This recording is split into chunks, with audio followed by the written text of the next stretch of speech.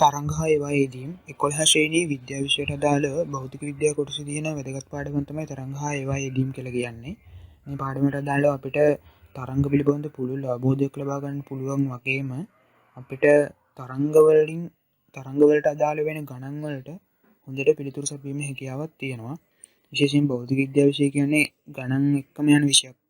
ඒ හින්දා මේ තරංග හා ඒවා යෙදීම් වලට අදාළව ගණනුත් අපිට මේ භෞතික විද්‍යාව ඒ කියන්නේ විද්‍යාවේ කොටසක් වෙන භෞතික විද්‍යාවට අදාළව අපිට හදාරන්න වෙනවා.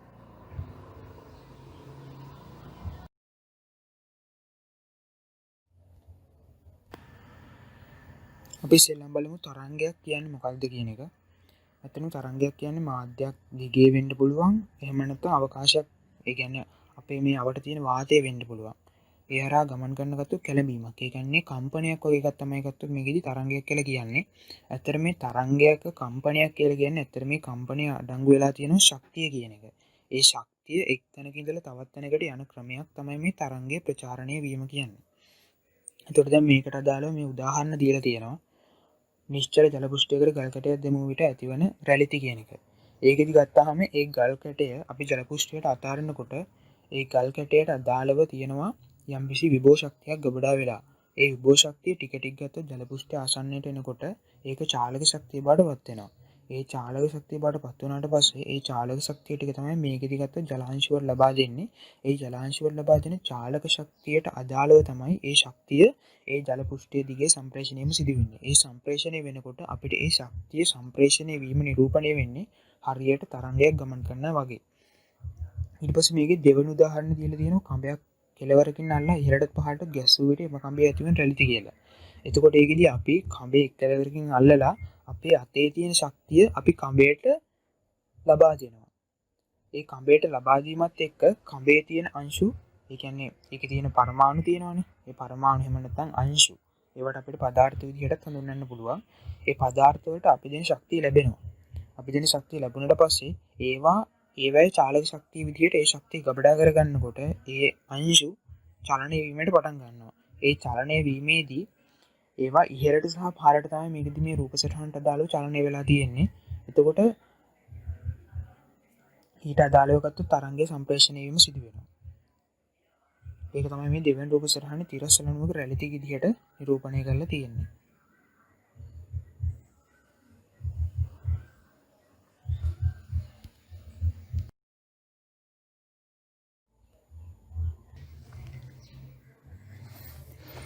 දැන් අපි බලමු තරංගවල තියෙන වැදගත් ලක්ෂණ මොනවද කියලා.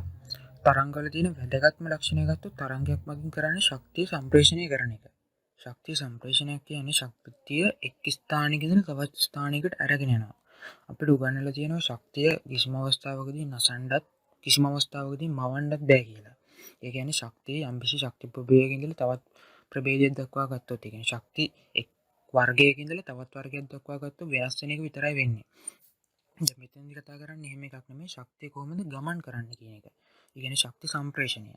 එතකොට අපිට ශක්තිය සාමාන්‍යයෙන් ඇහැට දකින්න බෑනේ.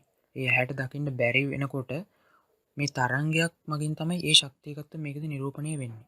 එතකොට ඒ ශක්තිය ඒ විදිහට නිරූපණය වෙනකොට ඒ ශක්ති සම්ප්‍රේෂණය කියන එක අපිට හොඳට නිරීක්ෂණය කරන්න පුළුවන් මේ විදිහට තරංගයක් ගමන් කිරීමත් එක්ක. ඒ විදිහට තරංගය ගමන් කරන්න නම් අනිවාර්යෙන් ඒ තරංගයට අදාළව යම්කිසි අංශුවක් තියෙන්න ඕනේ. ඒක තමයි අපිට පදාර්ථ විදිහට හඳුන්වන්න පුළුවන්. මේ විදිහට තියෙන පදාර්ථ හැබැයි කිසිම අවස්ථාවකදී සම්ප්‍රේෂණයක් වෙන්නේ නැහැ. ඒ කියන්නේ ඒ පදාර්ථ, ඒ කියන්නේ යංශු, එහෙම නැත්නම් පරමාණු කියන ඒවා එක් ස්ථානයක ඉඳලා තවත් ස්ථානයකට ගිහිල්ලා ඒ ස්ථානේ නතර වෙලා තියෙන්නේ නැහැ. ඒ කියන්නේ ශක්තිය වගේ ඒවා ඉදිරියට ගමන් කිරීමක් වෙන්නේ නැහැ. ඒකෙදි වෙන්නේ අදාළ අංශු දෝලනයක් වෙන එක විතරයි. දෝලනයක් කියන්නේ ඒක යම්කිසි නිශ්චිත ස්ථානයක ඉඳලා දෙපසට චලනයක් වෙනවා. දෙපසට කියන්නේ ඒක ඉහළට පහළට වෙන්න පුළුවන්. එහෙම නැත්නම් ඉදිරියට පාපසට වෙන්න පුළුවන්. ඊට පස්සේ තියෙනවා තරංග සම්ප්‍රේෂණය වීම සඳහා මාධ්‍යයක් ඇත්තටම ගත්තොත් අත්‍යවශ්‍ය වෙන්නේ නැහැ. මේ මාධ්‍යයක් අවශ්‍ය වීම හා නොවීමත් එක්ක ප්‍රධාන වශයෙන් ගත්තොත් තරංග ප්‍රධාන වර්ග දෙකකට බෙදෙනවා. ඒ ප්‍රධාන වර්ග දෙක තමයි පළවෙනි එක වෙන්නේ යාන්ත්‍රික තරංග, දෙවෙනි එක විද්‍යුත් චුම්බක තරංග.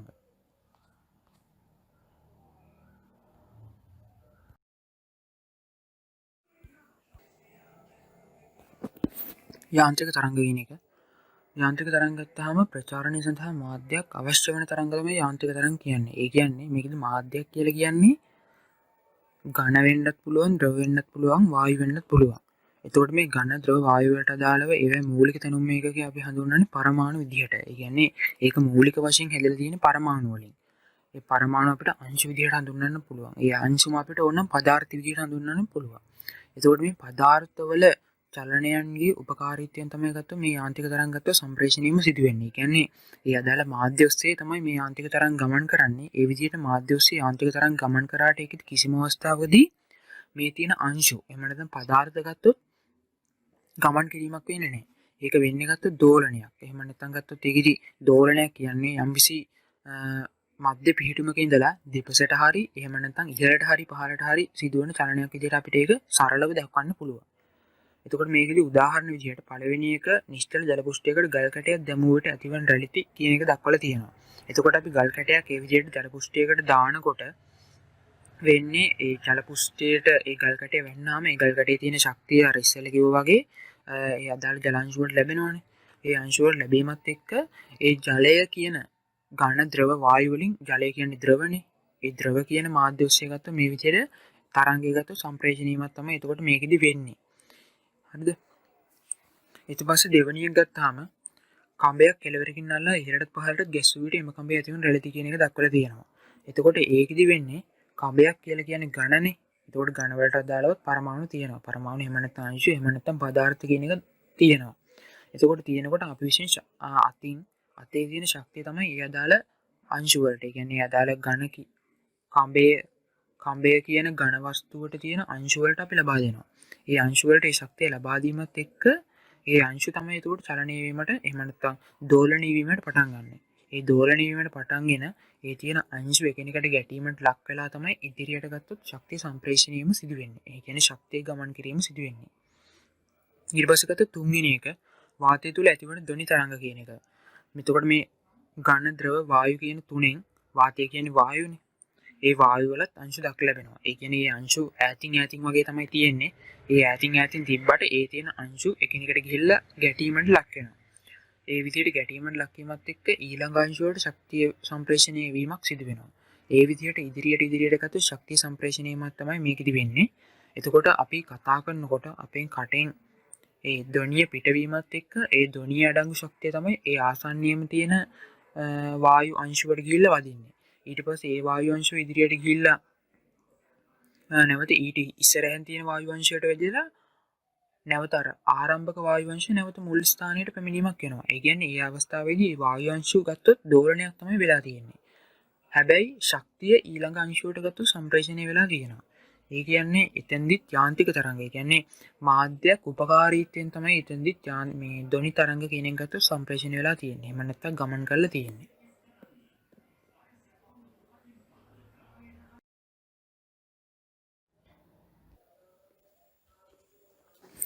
මේ විද්‍යා විෂයට අදාළව සිද්ධාන්ත ඉගෙන ගන්නවා කියන තමයි ප්‍රායෝගික පරීක්ෂණත් ගොඩක් තියෙනවා. මේ විදිහට අපිට තරංග හා ඒවා යෙදීම් ගැන මේ පාඩමට අදාළව හම්බෙන පළවෙනි ප්‍රායෝගික පරීක්ෂණය. එහෙම නැත්නම් ක්‍රියාකාරකම එක තමයි මේ රූප සටහනේ දක්වලා තියෙන්නේ. ඒකදී ඒක ස්ලින්ගයක් මගින් තරංග ආදර්ශනය කිරීම කියන එක තමයි ඉස්සෙල්ලාම අපිට තියෙන්නේ ප්‍රැක්ටිකල් එක. එහෙම නැත්නම් ප්‍රායෝගික පරීක්ෂණ විදිහට තියෙන්නේ. ඒකට අවශ්‍ය ද්‍රව්‍ය විදිහට මේකෙදි ස්ලින්ගයක් තමයි යොදාගෙන තියෙන්නේ. ස්ලින්ගය කියන එක ගත්තාම මේක වාණය වලින් තමයි හදලා තියෙන්නේ. වාණය වලින් හදලා තියෙන දඟර සහිත නිකන් කඹයක් වගේ කියලා කියන්න පුළුවන්. ඒක අපිට විද්‍යාගාරයේදී ඉතින් පහසුවෙන් නිරීක්ෂණය කරගන්න පුළුවන්. ඊටාම සරලම ආකාරයකට විද්‍යාගාර උපකරණයක් විදිහට කියන්නත් පුළුවන්. මේක ආශ්‍රය කරගෙන කොහොමද තරංගයක් ආදර්ශනය කරන්නේ කියන එක ඊට පස්සේ අපි බලමු. මේක ඉස්සෙල්ලාම ගත්ත මේ රූපේ පෙන්වලා තියෙන ආකාරයට ඉස්සෙල්ලා මේසයක් මත තියන්න ඕනේ. මේසයක් මත තියලා ඊට පස්සේ ස්ලින්ගියේ එක කෙළවරක් අතින් අල්ලා මේසේ තලයේ මත දෙපසට චලනය කරන්න ඕනේ. ඒ කියන්නේ මේ අතින් මේ විදිහට අල්ලලා තියෙන මේ රූප සටහන තියෙනවනේ. ඒ රූප සටහනේ තියෙන මේ විදිහට තියෙන ස්ලින්ගිය අපි අතින් ගත්තොත් දෙපසට චලනය කිරීම සිදු කරනවා. දෙපසට චලනය කිරීමත් එක්ක අපේ අතෙන් චාලක ශක්තිය කියන්නේ චලනය වීමේදී අන්තර්ගත වෙන ශක්තිය කියන එක ගත්තොත් මේකෙදි මේ තියෙන මේ ස්ලින්ගියේ තියෙන අංශ වලට ලැබිලා තියෙනවා. ඒ අංශුවට ලැබීමත් එක්ක ඒ ශක්තිය ඊට පස්සේ ඒ අත අල්ලගෙන ඉන්න කෙළවරේ ඉඳලා අනිත් කෙළවර දක්වා තරංගයක් විදිහට ඒ ශක්තිය එකතු සම්ප්‍රේෂණය වීමක් තමයි සිදු වෙන්නේ. එතකොට අපිට ඕක දඟල ගැසුණු ආකාරයෙන් පහසු නිරීක්ෂණය කරගැනීමේ හැකියාවක් තියෙනවා. ඒක තමයි මේ පළවෙනි ක්‍රියාකාරකමට දාලව ඉතාමත් සරලම ආකාරයේ ප්‍රායෝගික පරීක්ෂණයක් විදිහට ඒක අපිට හඳුන්වලා දෙන්න පුළුවන්.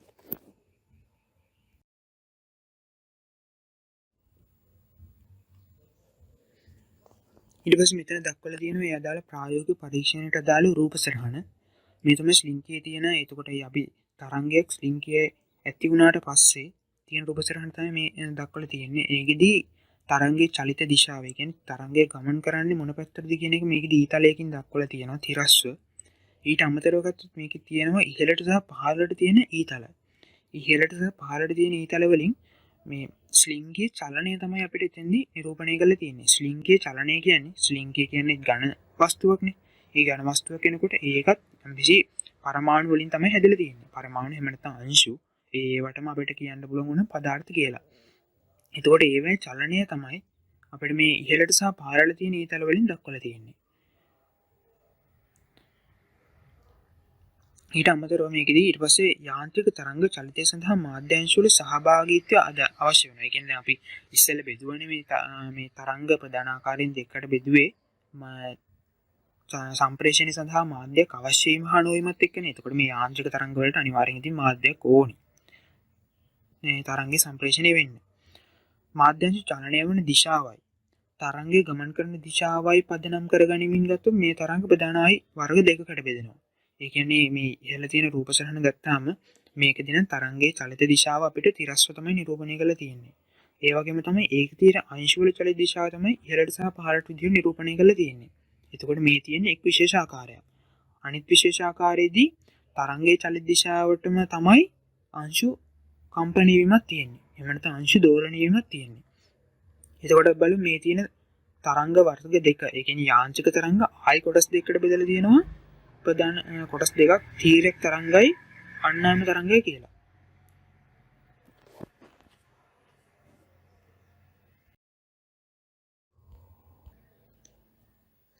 ඊට පස්සේ මේ වර්ග දෙකෙන් පළවෙනි වර්ගය වෙන තීරක තරංග කියන එක. මාධ්‍ය අංශු චලනය වන දිශාවට ලම්බක දිශාවට ප්‍රචාරණය වන තරංග තමයි තීරක තරංග විදිහට කියන්නේ. ඒ කියන්නේ දැන් අපි හිතුවොත් අර ඉස්සෙල්ලා රූප සටහනට අදාළව ගත්තාම ඒකෙදි තරංගය ප්‍රචාරණය වෙලා තිබ්බි තිරස් දිශාවට. ඒ වගේම තමයි මාධ්‍යංශු ඉහළට සහ පහළට. ඒ කියන්නේ සිරස්ව තමයි චලනය වෙලා තිබ්බේ. අන්න ඒ වගේ තරංග තමයි මේකෙදි හඳුන්වන්නේ තීරක තරංග විදිහට. ඒ කියන්නේ තරංගය යන්නේ මොන පැත්තටද? ඊට අංශක 90ක ලම්බක දිශාවක් ඔස්සේ තමයි අංශු කම්පණය වෙලා තියෙන්නේ. ඒ කියන්නේ අර ඉස්සෙල්ලා එකට නම් අදාළව තිරසට තරංගය ගමන් කරනකොට සිරසට තමයි අංශු කම්පණය වෙලා තියෙන්නේ. එහෙම නැත්නම් ඔකේ අනිත් පැත්ත වෙන්න පුළුවන්. ඒ කියන්නේ සිරසට තරංගය සම්ප්‍රේෂණය වෙනකොට තිරසට අංශු කම්පණය වීමක් වෙන්න පුළුවන්. ඒවත් තීරක තරංගම තමයි. එතකොට මේකෙදි උදාහරණ විදිහට පළවෙනි එක නිශ්චල ජල පුෂ්ඨයකට ගල් කැටයක් දැමුව විට ඇතිවන රැළිති. එතකොට මේකෙදි අපි දැන් ජල බේසමක් වගේ එකක් අරගෙන ඒකට ගල් කැටයක් දැම්මහම ඒ ගල් කැටේ තියෙන ශක්තිය අරගෙන ඒකේ තියෙන අංශු අපිට පේනවා නිකන් තරමේ රැළිති ඇතිවන ආකාරයෙන් තමයි තරංගය සම්ප්‍රේෂණය වෙලා තියෙන්නේ. කියන්නේ ඉහළ පහළ යන රැළිති තමයි අපිට දක්න ලැබෙන්නේ.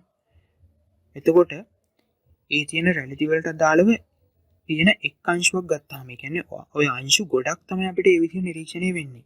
අපි ඒ තරංගයේ එක් ස්ථානයක තියෙන එක් අංශුවක්. ඒ කියන්නේ එක් පරමාණුවක් ගත්තාම ඒ පරමාණු චලනය වෙන්නේ ඉහළටයි පහළටයි විදිහට. හැබැයි තරංගේ ඉදිරියට ගමන් කරලා තියෙනවා. එතකොට අපිට ඒක තීරක තරංගයක් විදිහට හඳුනා ගැනීමේ හැකියාවක් තියෙනවා. ඊට පස්සේ දෙවෙනි එක ගත්තාම කඹයක් කෙළවරකින් අල්ලා ඉහළට පහළටත් ගැස්සූ විට එම කඹය ඇති වෙන රැළිති කියන එක තමයි ඊළඟට දක්වලා තියෙන්නේ. එතකොට දැන් කඹයක් අල්ලලා ඉහළටයි පහළටයි ගැස්සුවාම ඒක නිකන් දඟර ස්වභාවයක් වෙනවනේ. ඒ දඟර ස්වභාවයක් එනකොට ඒ දඟර ස්වභාවයට අදාළව තරංගේ ඉදිරියට සම්ප්‍රේෂණය වෙලා තියෙනවා. ඒ කියන්නේ දඟරය කියන එක අපිට ඉස්සරහට යනවා වගේ පේනවා. ඒ කියන්නේ එතනදි ශක්තියක් තමයි සම්ප්‍රේෂණය වෙලා තියෙන්නේ. ශක්තිය ගමන් කරලා තියෙනවා. හැබැයි ඒ කඹේ කියන ඒ ඝන වස්තුව හැදලා තියෙන පරමාණු එකක් ගත්තාම, ඒ කියන්නේ පරමාණු තියෙන එක් ස්ථානයක් ගත්තාම ඒ තියෙන පරමාණු චලනය වෙන්නේ ඉහළට සහ පහළට. ඒ ඉහළට සහ පහළට යන චලනයත් එක්ක තමයි අපිට දඟරයක් වගේ එක නිරීක්ෂණය වෙන්නේ. ඒ කියන්නේ හරියට රැලිත්තක් වගේ අපිට නිරීක්ෂණය වෙන්නේ. අන්න එතකොට ඒකත් අපිට තීරක තරංග විදිහට හඳුන්වන්න පුළුවන්. ඒ කියන්නේ එතෙන්දිත් ඒ කම්බයට අදාළවත් තරංගේ ඉදිරියට සම්ප්‍රේෂණය වෙනකොට ඉහළට සහ පහළට තමයි අංශු දෝලනයක් වෙලා තියෙන්නේ.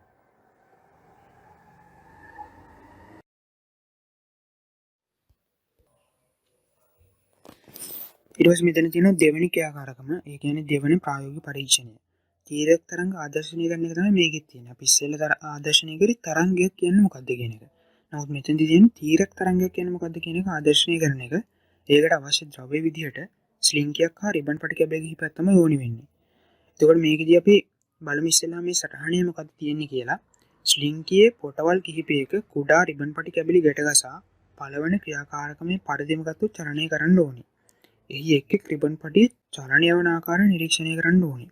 ඇත්තටම මේ ගත්තාම අපි ඉස්සෙල්ලාම කරන්නේ මේ ස්ලින්කිය අරගෙන ඒ ස්ලින්කිය කෙලවර මේසයකට හරි එහෙම නැත්නම් බිත්තියකට හරි සම්බන්ධ කරනවා.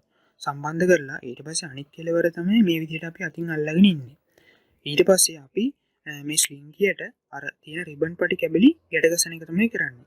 ඒ විදිහට රිබන් පටි කැබලි ගැසීමෙන් අපි එතෙන්දී නිරූපණය කරන්න බලාපොරොත්තු වෙන්නේ මේ ස්ලින්කියේ තියෙන අංශුවක් කියන එක තමයි එක රිබන් පටි කැබල්ලකින් නිරූපණය වෙන්නේ.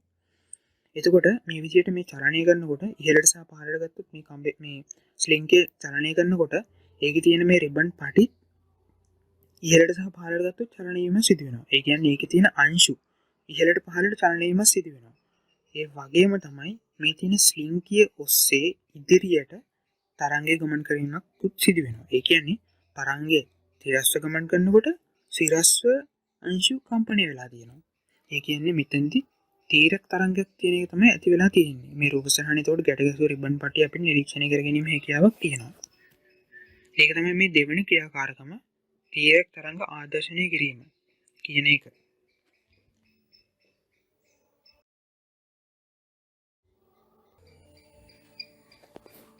ඊට පස්සේ අපි බලමු තරංගය ගමන් කරන්නේ අතින් අල්ලාගෙන ඇති කෙළවරේ ඉඳලා අනිත් කෙළවර දිශාවට. අර මම ඉස්සෙල්ලා විස්තර කරපු එක තමයි මේ සටහනේ තියෙන්නේ. රිබන් පටි ගැටගැසූ ස්ථාන චලනය වන දිශාවට ලම්බක දිශාවක් ඔස්සේ තරංගය ගමන් කරන බව ඔබට පැහැදිලිව දැක ගන්න පුළුවන්. ඒ කියන්නේ මේ රිබන් පටි වලින් අංශු නිරූපණය වෙනකොට රිබන් පටි ඉහළටයි පහළට චලනය වෙනවා අපිට පැහැදිලිව නිරීක්ෂණය කරන්න පුළුවන්. ඒ වගේම තමයි තරංගය අතෙන් අල්ලාගෙන ඉන්න කෙළවර ඉඳලා අනිත් කෙළවර දක්වා ගමන් කරනවා කියන එකත් අපිට නිරීක්ෂණය කරන්න පුළුවන්. ඒ කියන්නේ තරංගය ගමන් කරලා තියෙනවා කියන එක.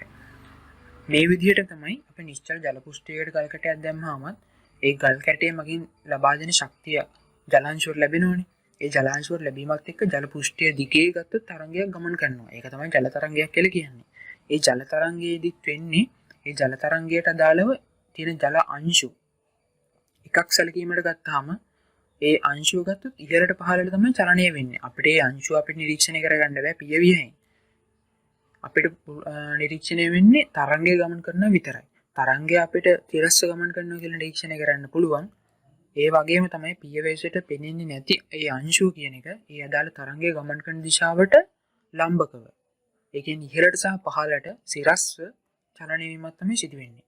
ඒක තමයි මේ දෙවෙනි රූප මේකේ තියෙන රූප සටහනේ නිරූපණය කරලා තියෙන්නේ. එතකොට තරංගය ගමන් කරන දිශාව තිරස්වත් ඉහළට සහ පහළට තියෙන ඊතල වලින් අංශු ජලිතයන් නිරූපණය කරලා තියෙනවා. එතකොට මේ අපිට එතකොට මේ ජල තරංග කියන එකත් පැහැදිලිව නිරීක්ෂණය කරගන්න පුළුවන් තීරක තරංගයක්ම කියලා. ඒ කියන්නේ තීරක තරංගයක් නම් අනිවාර්යයෙන්ම තරංගය ගමන් කරන දිශාවට ලම්බක දිශාවක් ඔස්සේ තමයි අංශු චලිතයක් සිදු වෙන්න ඕනේ. අංශු කියන්නේ ඊ අදාළ අපි ඝන වස්තුවක් හරි එහෙම නැත්නම් ද්‍රව වස්තුවක් හරි එහෙම නැත්නම් වායුවක් හරි වෙන්න පුළුවන්. ඒවනේ අපි කියන්නේ මාධ්‍යයක් කියලා. මේ මාධ්‍යයක් අනිවාර්යෙන් ඕනි තරංගනේ යාන්ත්‍රික තරංග කියලා කිව්වේ. මේ යාන්ත්‍රික තරංග කොටස් දෙකකට බෙදුවාම එන එක පළවෙනි කොටස තමයි මේ තීරක තරංග කියන්නේ. එතකොට මේ තීරක තරංග වල ඉහළට සහ පහළට අංශු කම්පණය වෙනකොට එහෙම නැත්නම් අංශු කම්පණය වෙන දිශාවට අංශු කම්පණය වෙන දිශාවට ලම්බකව තමයි තරංගය ගමන් කරලා තියෙන්නේ. අන්න ඒව තමයි එතකොට හඳුන්වන්නේ තීරක තරංගය කියලා.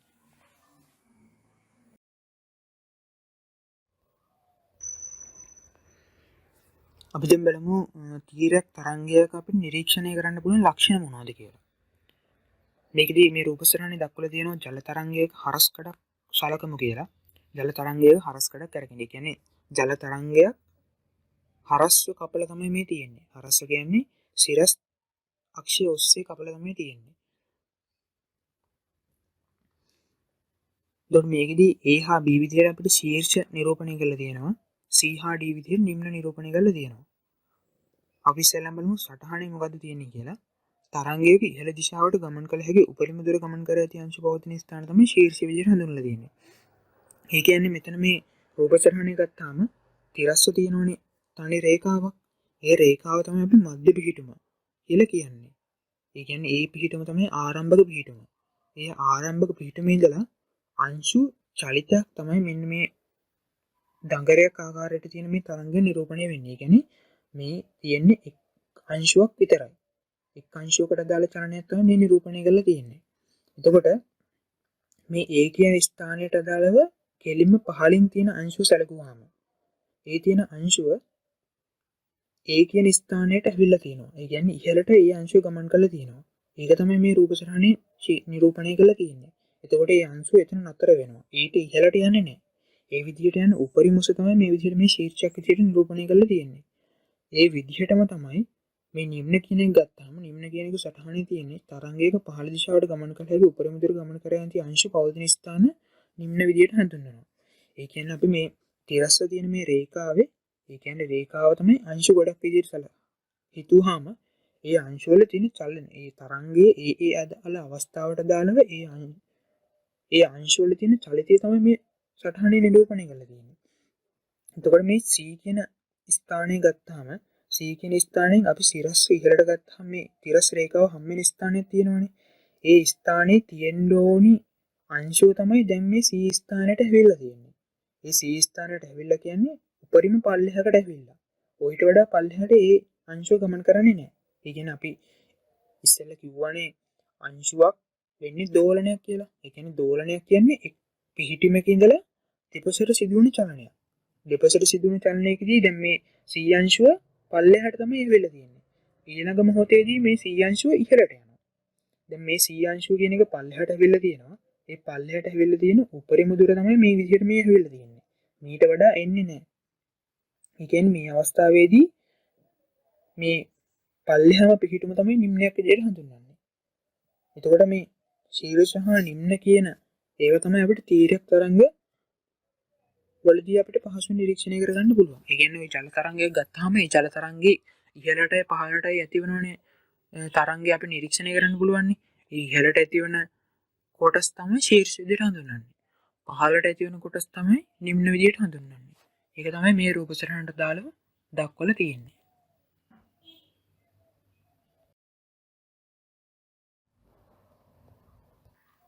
දැන් අපි බලමු දෙවෙනි තරංග වර්ගය අන්නාම තරංග. ඉස්සෙල්ලා අපි කතා කරේ තීරක තරංග, දැන් මෙතෙන්දි කතා වෙන්නේ අන්නාම තරංග. ඒකදී සටහන ගත්තාම තරංගයේ ගමන් කරන දිශාවට සමාන්තරව මාධ්‍යංශ දෝලණය වන්නේ නම් එවැනි තරංගයක් තමයි අන්නාම තරංගයක් කියලා කියන්නේ.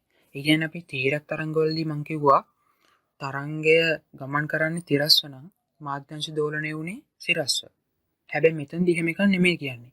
ඒ කියන්නේ මෙතනදී කියන්නේ තරංගය ගමන් කරන්නේ තිරස්ව නම් මාධ්‍යංශ දෝලණය වෙන්නේ තිරස්ව. තරංගය ගමන් කරන්නේ සිරස්ව නම් මාධ්‍යංශ දෝලණය වෙන්නේ සිරස්ව කියන එක. ඒ කියන්නේ මාධ්‍යංශ ගමන් කරන දිශාව ඔස්සේම තමයි අංශු කම්පණය වීමක් සිදු වෙන්නේ. එහෙම නැත්නම් අංශු දෝලණය වීම සිදු වෙන්නේ. ඊට පස්සේ බලමු උදාහරණ ධ්වනි තරංග කියන එක. මේකේ ධ්වනියක් කියන්නේ අපිට ඇහෙන ශබ්දයක් කියන එක. අපි ඉස්සෙල්ලා බලමු ශබ්දයක් කොහොමද ඇති වෙන්නේ කියලා. ශබ්දයක් ඇති වෙන්න නම් අනිවාර්යයෙන්ම යම්කිසි කම්පන ප්‍රභාවයක් තියෙන්න ඕනේ. ඒ කියන්නේ යම්කිසි වස්තු දෙකක් කෙනෙකුට ගැටිලා තමයි එතෙන්දී ධ්වනියක් අනිවාර්යයෙන්ම ඇති වෙන්නේ. ඒ විදිහට ධ්වනිය ඇතිවීමෙත් එක්ක ඒ ධ්වනිය යම්කිසි ස්ථානයක ඉඳලා ඒ විදිහට ඇතිවෙන්නේ ශබ්දය. එහෙම නැත්නම් ධ්වනිය කියන එක අපේ කන වෙතට පැමිණෙනවා. කන වෙතට පැමිණීමේදී කන වෙතට එන්නේ මේ අන්නාම තරංග විදිහට. ඒ අන්නාම තරංග විදිහට එනවා කියන්නේ දැන් යම්කිසි අපි හිතමු මොකක් හරි වස්තු දෙකක් කෙනෙකුට ගැටෙනවා කියලා. ඒ ගැටෙන ස්ථානයේ ඉඳලා ඒකෙන් ඇතිවන ඒ ශබ්දය කියන එක. ශබ්දය කියන්නේ ශක්තියක්. එහෙම නැත්නම් ධ්වනිය කියන්නේ ධ්වනිය. ඒක ශක්තියක්. ඒ ශක්තිය ඒ ආසන්නයේම තියෙන වාතාංශ වල ලබා දෙනවා. ඊට පස්සේ ඒ විදිහට ඊළඟ අංශුවට විදිහට ඒ ධ්වනිය ගත්තොත් ධ්වනිය අන්තර්ගත වෙලා තියෙන ශක්තිය තමයි සම්ප්‍රේෂණය වීම සිදු වෙන්නේ ඉදිරියට. ඒ තියෙන අංශු ගත්තොත් සමාන්තරව ඒ තරංගය ගමන් කරන දිශාවට සමාන්තරව ගත්තොත් චලනය වීමක් එහෙම නැත්නම් දෝලණය වීමක් සිදු වෙනවා. ඒ විදිහට එන තරංගය ගත්තොත් කෙලින්ම අපේ කන වෙතට තමයි එන්නේ. කන වෙතට ඇවිල්ලා අපගේ කන ඇතුලේ තියෙනවා ගත්තොත් කර්ණපටහ පටලය කියන පටලය ඒ පටලය කම්පණයෙන් ලක් කරනවා. ඒ කම්පණයෙන් ලක් කරලා එමගින් එනවා මොළයට පණිවිඩයක්. ඒ මොළයට එන පණිවිඩයෙන් තමයි අපිට මේක ශබ්දයක් කියන එකයි මොන වගේ ශබ්දයක්ද කියන එකයි මොළෙන් තමයි හඳුනගන්නේ. එතකොට මේ ඒක තමයි ශ්‍රවණ සංවේදනයක් කියලා කියන්නේ. එතකොට එහෙම ගත්තාම මේ ධ්වනි තරංග අපේ කන වෙතට සම්ප්‍රේෂණය වෙන්නේ. ඒ කියන්නේ කම්පණය වෙච්ච වස්තුවක ඉඳලා ඒ සංඛ්‍යාතය එහෙම නැත්නම් ඒ තරංගය කියන එක අපේ කන වෙතට සම්ප්‍රේෂණය වෙන්නේ මෙන්න මේ අන්වායම තරංග විදියට. ඒ කියන්නේ අපිට අනිවාර්යයෙන්ම ශබ්දයක් ඇහෙන්න නම් අනිවාර්යයෙන්ම මාධ්‍යයක් තියෙන්න ඕනේ. ඒ කියන්නේ අපි අභ්‍යවකාශයට ගිහිල්ලා ශබ්දයක් ඇති කරන්න පුළුවන්. හැබැයි ඒ ශබ්දය අපිට ඇහෙන්නේ නැහැ. ඒ කියන්නේ අභ්‍යවකාශය එහෙම නැත්නම් අවකාශය කියලා කියන්නේ කිසිම මාධ්‍යයක් දක්න ලැබෙන්නේ නැහනේ. ඒ කියන්නේ ඒක ඝනත් නැහැ, ද්‍රවත් නැහැ, වායුත් නැහැ. ඒ හින්දා එතෙන්දී අපිට කිසිම ශබ්දයක් ඇහෙන්නේ නැහැ. ඒ වුණාට මේ යම් කිසි මාධ්‍යයක් තියෙනවා නම් ඝන වෙන්නත් පුළුවන්, එහෙම නැත්නම් ද්‍රව වෙන්නත් පුළුවන්, එහෙම නැත්නම් වායු වෙන්නත් පුළුවන්. මේ මොකක් හරි අංශු වලින් සමන්විත වෙලා තියෙන යම් කිසි මාධ්‍යයක් තියෙනවා නම් විතරයි අපිට අනිවාර්යෙන් ශබ්දයක් ඇහෙන්නේ. අන්න ඒක තමයි මෙතනදී කියවෙන්නේ. එතකොට අපිට ධ්වනි තරංග කියන එක අන්නාම තරංගයක් විදිහට කියන්න පුළුවන්. ඒ කියන්නේ අන්නාම තරංග කියන්නේ යාන්ත්‍රික තරංග වල කොටසක්නේ. යාන්ත්‍රික තරංගයක් කියන්නේ සම්ප්‍රේෂණය වෙන්න මාධ්‍යයක් අවශ්‍ය වෙන තරංග. අනිවාර්යෙන්ම ඕනේ. ඒ කියන්නේ අපිට ධ්වනිය ඇහෙන්නත් අනිවාර්යෙන්ම මාධ්‍යයක් ඕනි වෙනවා.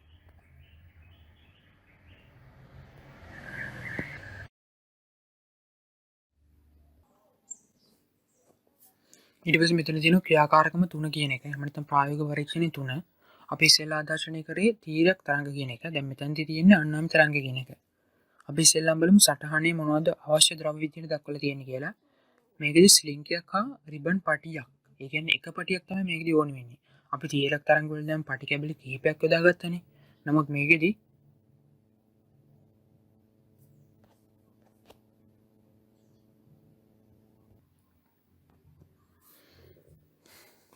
රිබන් පටි එකක් තමයි ඕනේ වෙන්නේ. ඊට පස්සේ අපි සටහන ගත්තාම ස්ලින්ගයක් මේසෙ මත තබා කෙළවරක් මේසයට සවි කරන්න. ඉන්පසු පහත රූපීය ආකාරයට අනෙක් කෙළවර අතින් ඉදිරියට පසුපසට චලනය කරන්න. මේකෙදි රූප සටහන පස්සේ එනවා. එතකොට මේකෙදි වෙන්නේ ඉස්සෙල්ලාම අපි මේසයක් හරි මොකක් හරි මත තියලා ඉස්සෙල්ලාම ස්ලින්ගිය බිත්තියකට සම්බන්ධ කරන්න ඕනේ. ඊට පස්සේ අනිත් කෙළවර තමයි අපි අතින් අල්ලගන්නේ. ඒ අතින් අල්ලගෙන ඒ නිදහස් කෙළවරින් අපි ඉදිරියට ඒ කියන්නේ ඒ ස්ලින්ගිය ඔස්සේ අපි මේ කම්පනයක් ඇති කරනවා. එහෙම නැත්නම් තරංගයක් එහෙම නැත්නම් ශක්තිය ඒකට සම්ප්‍රේෂණයක් ලබා දෙනවා. ශක්තියක් ලබා දෙනවා මේ ස්ලින්ගියට. එතකොට ශක්තිය ලබාගෙන ගත්තොත් ඒ ස්ලින්ගියේ තුලින් තරංගයක් ගමන් කරනවා. ඒ තරංගය ගමන් කරන්නේ අපි අල්ලාගෙන ඉන්න කෙළවරේ ඉඳලා බිත්තිය වෙතට තමයි ගත්තොත් තරංගය ගමන් කරන්නේ. ඒ විදිහට බිත්තිය වෙතට තරංගය ගමන් කරනකොට ඒකේ තියෙන අංශුත් ඒ දිශාවට තමයි කම්පණය වීම සිදු වෙන්නේ. ඒ කියන්නේ මේ අවස්ථාවේදීත් වෙලා තියෙන්නේ අන්නාම තරංගයක් තමයි ඇති වෙලා තියෙන්නේ. ඒතකොට ඒක ගත්තාම නිදහස් කෙළවර ඉදිරියට තල්ලු කරන විට එම කෙළවරේ තියෙන පොටවල් ගත්තොත් එකිනෙකට තෙරපීමක් වෙනවා. ඒ කියන්නේ එකිනෙකට ගැටිලා නිකන් එකිනෙකට මේ ආසන්න වෙලා තමයි තියෙන්නේ. ඒ වගේ තැන් හඳුන්වනවා අපි සම්පීඩන විදිහට. ඒ වගේම තමයි අපි අත පිටුපසට ගන්න අවස්ථාවේදී ඒ කෙළවරේ තියෙන ඒ පොටවල් එකිනෙකට ඈත් වීමක් නෙවෙන්නේ. ඈත් වෙනවා කියන්නේ ඒක අපි හඳුන්වන විරලණයක් විදිහට. එතකොට තීරක තරංගවල ශීර්ෂයි නිම්නයි ඇති වෙනවා වගේම තමයි අපිට නිරීක්ෂණය කරන්න පුළුවන් අන්නාම තරංගවල මේ විරලන සම්පීඩන ඇති වෙන එක අපිට පහසුවෙන් නිරීක්ෂණය කර ගැනීම හැකියාවක් තියෙනවා.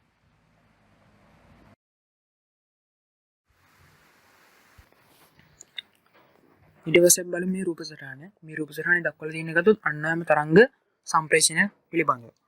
එතකොට මේකෙදි කොළ පාට ඊතලයක් තියෙනවා. ඒකෙන් ශක්තිය ගැලීම. ඒ කියන්නේ ශක්තිය ගමන් කිරීම. එහෙම නැත්නම් තරංගයේ සම්ප්‍රේෂණය වෙන දිශාව තමයි ඒකේ නිරූපණය කරලා තියෙන්නේ. ඊට පස්සේ දක්වලා තියෙන තැඹිලි පාට ඊතල දෙපැත්තට තියෙන ඊතල වලින් අංශු සැලෙත් දිශාව කියලා. ඒ කියන්නේ මේ තියෙන මේ ස්ලින්ගය ගත්තාම ස්ලින්ගය කියන්නේ ඝන ද්‍රව්‍යයන්නේ. ඒ ඝන ද්‍රව්‍ය කියන්නේ ඒක පරමාණු වලින් එහෙම නැත්නම් අංශු එහෙම නැත්නම් පදාර්ථ වලින් තමයි හැදිලා තියෙන්නේ. ඒ පදාර්ථ වල ගමන් කරන්නේ මොන පැත්තටද කියන එක තමයි හඳුන්වලා තියෙන්නේ මේ තැඹිලි පාට ඊතල වලින්. ඊට පස්සේ මේ රූප සටහන ගත්තාම අපිට ගැට ගැසූ රිබන් පටිය දක්වන්න ලැබෙන්න පුළුවන්. දක්වන්න ලැබෙනවා. ඊට අමතරව විරලන සම්පීඩන වගේ දක්වලා ලැබෙනවා. සම්පීඩන කියන්නේ අර තියෙන දඟර එකිනෙකට ගොඩක් ආසන්න වෙලා තියෙන තැන තමයි සම්පීඩන කියලා හඳුන්වන්නේ. විරලන කියලා හඳුන්වන්නේ මේ තියෙන දඟර හැකිතරම් ඈත් වෙලා තියෙන ස්ථාන.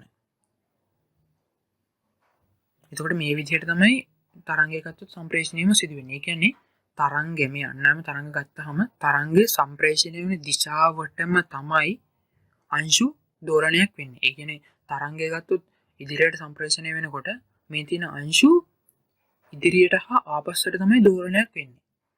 මේ තරංගය දැන් අපිට පුළුවන් ඕනනම් සිරස් අතට මේ තරංගය සම්ප්‍රේෂණය කරන්න.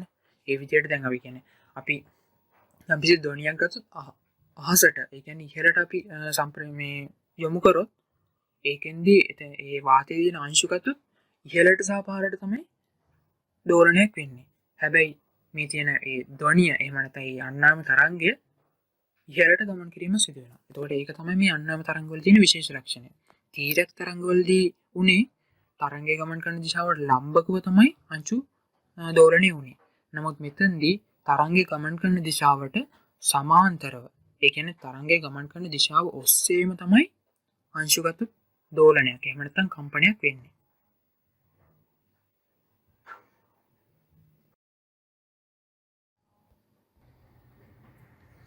එතකොට දැන් අපි තීරක තරංගය අන්නාම තරංගය කියන්නේ යාන්ත්‍රික තරංග ප්‍රධාන කොටස් දෙකකට බෙදුවානේ තරංගය ගමන් කරන දිශාවයි අංශු කොහොමද කම්පණය වෙන්නේ එහෙම නැත්නම් දෝලණය වෙන්නේ කියන එකත් එක්ක. එතකොට මේ වර්ග දෙක උනේ තීරක තරංගය අන්නාම තරංගය. මේ විදිහට අපි තීරක තරංගය අන්නාම තරංගය ඉගෙන ගන්නකොට අපිට මේ තරංග දෙකේ පැහැදිලි වෙනස්කම් දක්වන්න ලැබුණා. ඒ වෙනස්කම් තමයි මේ වගුවේ දක්වලා තියෙන්නේ. ඒකදී ඉස්සෙල්ලාම මේ කතා කරන්නේ ඒ අංශු වල චලනය ගැන. අංශු චලනය ගැන කතා කරාම තීරක තරංග කියන එකේදී තරංගය තිරස්ව ගමන් කරා නම් ඒ අංශු ඒවා සිරස්ව ඉහළට සහ පහළට තමයි මේ දෝලණය වුනේ. හැබැයි අන්නාම තරංගවල එහෙම නෙමෙයි. අන්නාම තරංග සිරස්ව හරි තිරස්ව හරි ගමන් කරා නම් ඒ දිශාව ඔස්සේම තමයි ගත්තොත් අංශු දෝලණය වෙන්නේ. ඒක තමයි දෙවෙනි වෙනස්කම් විදියට අර මාධ්‍ය මොන වගේ මාධ්‍යයක්ද ඕනි කියන එක තමයි මෙතනදී දක්වලා තියෙන්නේ. කියන්නේ ඝන ද්‍රව වායු කියන එක. තීරක තරංග කියන එක ගත්තාම ඝනයි ද්‍රවයි. පෘෂ්ඨ මත වෙන්න පුළුවන්. ඒ වගේම තමයි ලණු කම්බි ආදී දිගේ ප්‍රචාරණයම සිදු වෙනවා. ඒ කියන්නේ ඒක වායු ඔස්සේ ප්‍රචාරණය වෙන්නේ නැහැ. අන්නාම තරංග ගත්තාම ඝන වෙන්නත් පුළුවන්, ද්‍රව වෙන්නත් පුළුවන්, වායු හරහා ප්‍රචාරණයම සිදු වෙනවා. එතකොට තීරක තරංග වලට උදාහරණ විදියට දක්වලා තියෙන ජල තරංග, අන්නාම තරංග වල උදාහරණ විදියට ධ්වනි තරංග දක්වලා තියෙනවා. මේ කියන තීරක තරංග අපි ගත්තාම අපිට නිරීක්ෂණය කරන්න පුළුවන් වුණානේ ඒක වායු තුලින් යන්නේ නැහැ කියලා. වායු තුලින් යන්නේ නැහැ කියන එක මේකේ තියෙන විශේෂ ලක්ෂණයක්. ඒ කියන්නේ අපිට අපිට සාමාන්‍යයෙන් වාතය තුලින් ඇහෙන්නේ ධ්වනියක්නේ. ධ්වනිය කියන එක අනිවාර්යයෙන්ම ගත්තොත් අන්නාම තරංගය. ඒක තමයි මේකදී දක්න ලැබෙන අපිට විශේෂ ලක්ෂණය. එතකොට අපිට වාතය ඔස්සේ යම්කිසි දෙයක් ඇහෙනවා නම් ඒක අනිවාර්යයෙන්ම අපිට හඳුනා ගන්න පුළුවන් අන්නාම තරංගයේ හින්දා ඇතිවන යම්කිසි ශබ්දයක් කියලා.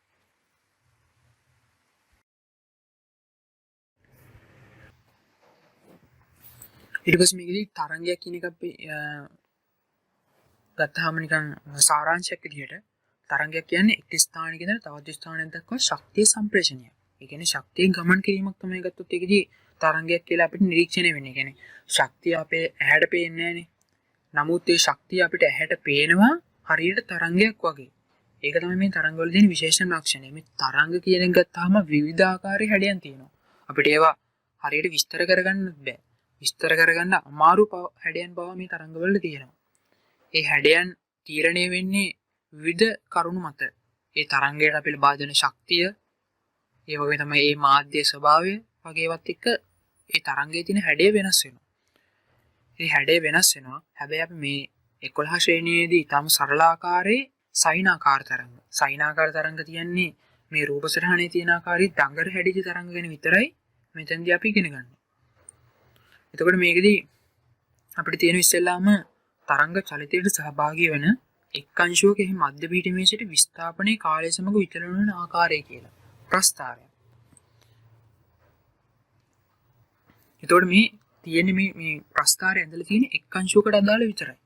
ඒ අංශුව ගත්තාම ඉහළට පහළට තමයි දෝලණය වෙන්නේ. ඉහළට පහළට වෙන දෝලණය තමයි මේකෙදි මේ දක්වලා තියෙන්නේ. මේ අපිට මේ තරංගයේ ගමන් කිරීමක් නෙමෙයි කිසිම අවස්ථාවකදී මේක දක්වලා තියෙන්නේ. ඒ අංශුව ඉහළට සහ පහළට දෝලණය වීම. ඉහළට සහ පහළට මේ දෝලණය වීම තමයි මේ ශීර්ෂයි නිම්නයි ඇතිවීමත් එක්ක අපිට නිරූපණය කරලා තියෙන්නේ. එක් අංශුවක් ගැන විතරයි මෙතනදී කියවෙන්නේ. එතකොට මේකෙදි x අක්ෂය, ඒ කියන්නේ තිරස්ව තියෙන අක්ෂය කාලය විදිහටත් y අක්ෂය සිරස්ව තියෙන අක්ෂය විස්ථාපන විදිහට දක්වලා තියෙනවා. විස්තාරය කියලා කියන්නේ මේ කාලය කියලා තියෙනවනේ x අක්ෂය. එහෙම නැත්නම් මේ මධ්‍ය පිහිටුම තියෙනවනේ. ඒ මධ්‍ය පිහිටුමේ ඉඳලා ඉහළටම යන්න පුළුවන් උපරිම උස ගමන් කරලා තියෙන අංශුව තියෙන ස්ථානය වෙන්න පුළුවන්. ඒ කියන්නේ ශීර්ෂයකට තියෙන දුර වෙන්න පුළුවන්. එහෙම නැත්නම් පල්ලෙහාම තියෙන නිම්නයකට තියෙන දුර විස්තරයේ විදිහට ගන්න පුළුවන්. ඒ කියන්නේ මම කියන්නේ දැන් මෙතන මේ නිරූපණය කරලා තියෙනවානේ මේ විස්තරයේ විදිහට මේ රූප සටහනේ. ඕක පල්ලෙහාට විස්තරයේ විදිහට ගන්න පුළුවන්. අන්න ඒක තමයි කිව්වේ. ඊට පස්සේ මේ ආවර්ත කාලය කියන එක ගත්තාම ආවර්ත කාලය කියන්නේ එක් වටයක් යන ගමන් කරන කාලය කියන එක. එක් වටයක් කියන්නේ දැන් අපි මෙතන මේ තරංගය ගත්තාම එක් වටයක් වෙලා තියෙන්නේ මේ එක් වටයක් තමයි නිරූපණය කරලා තියෙන ආවර්ත කාලයෙන්. ඊට පස්සේ ඊළඟ අවස්ථාවට දාලා ඒ වගේම තරංගයක් නැවතත් ආරම්භ වෙලා තියෙනවානේ. අන්න එතකොට ඊළඟ කොටස තමයි ඒ තියෙන්නේ. ඒ අනිත් ආවර්ත කාලය. ඒකත් ආවර්ත කාලයම තමයි. එතකොට මේක තමයි අපිට මේ ප්‍රස්ථාරයට දාලා ඉගෙන ගන්න තියෙන්නේ. මේකදී හොඳට මතක තියාගන්න ඕනේ මේ එක් අංශුවකට දාලා වෙහි මධ්‍ය පිහිටුමේ ඉඳලා විස්ථාපනයේ කාලයත් එක්ක ප්‍රස්ථාරය තමයි මෙතනදී තියෙන්නේ. ඇත්තට මේ ප්‍රස්ථාරයේ හැඩය මතක තියාගත්තාම උදේටම ඇති.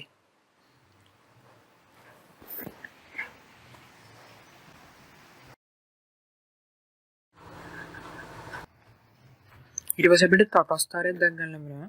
ඒකෙදි මාතෘකාව ගත්තාම එක් මොහොතකදී තරංග චලිතයට සහභාගී වෙන සියලුම අංශුවල ඒවායේ මධ්‍ය පිහිටුමේ ඉඳලා විස්ථාපනයේ එම එක් එක් අංශුවලට ප්‍රභවයේ සිට ඇති දුර සමග විචලන වන ආකාරය තමයි මේකෙන් දක්වලා තියෙන්නේ. ඒ කියන්නේ මේක අපිට තරංගයක් විදිහට ඕනනම් අදහස් කරගන්න පුළුවන්. එතකොට මේකෙදි අපිට x අක්ෂයට ප්‍රභවයේ ඉඳලා තියෙන දුර දක්වලා තියෙනවා, y අක්ෂයට විස්ථාපනය දක්වලා තියෙනවා, විස්තාරය නිරූපණය කරලා තියෙනවා, තරංග ආයාමය කියන එක නිරූපණය කරලා තියෙනවා. තරංග ආයාමය කියලා කියන්නේ එක් ආවර්ත කාලයක් තුලදී ගමන් කරන දුර කියන එක විදිහට අපිට සරලව මතක තියාගන්න පුළුවන් එක. ඒකේ විස්තරයක් ඉස්සරහට එනවා. මේක දිහට මේ ප්‍රස්ථාර දෙකටම අදාළව ගත්තොත් එකම හැඩයක් තමයි ඇවිල්ලා තියෙන්නේ. ඒ වගේම තමයි දැන් අපි මෙතනදී අපිට මේක තීරක් තරංග වලටත් මේ විදිහින් ප්‍රස්ථාර දෙකක් තමයි එන්නේ. අන්නායම තරංග වලටත් මේ විදිහේ ප්‍රස්ථාර දෙකක් තමයි එන්නේ. ඒ කියන්නේ දැන් අන්නායම තරංග වලට අදාළ වෙන්නේ විරලනයි සම්පීඩනයනේ. විරලනයි සම්පීඩනයි ආවහම ඒවා ඉදිරියට හා ආපස්සට තමයි දෝලණය වීම සිදුවෙන අංශු. හැබැයි අපිට ඒක ප්‍රස්ථාරයක නිරූපණය කරන්න බෑ. ඒ ප්‍රස්ථාරයක නිරූපණය කරන ඒ විරලනයි සම්පීඩනයි අපි නිකන් ආදර්ශනීය කරගන්නවා ඒවා හරියට ශීර්ෂය නිම්නයි වගේ. හැබැයි අන්නායම තරංග වල ශීර්ෂය නිම්නයි නෑ. සම්පීඩනයි විරලනයි තමයි ඇති වෙන්නේ. හැබැයි අපි ඒවා ආදර්ශනීය කරගන්නවා. ඒ කියන්නේ අපි නිකන් හිතනවා ඒ සම්පීඩන කියන එක ශීර්ෂ විදිහට විරලන කියන එක නිම්න විදිහටත් අපි හිතාගෙන තමයි ප්‍රස්ථාරන ඉන්නේ. එතකොට තීරක තරංග වලට එන මේ ප්‍රස්ථාර දෙකම තමයි අන්නායම තරංග වලට අදාළව එන්නේ.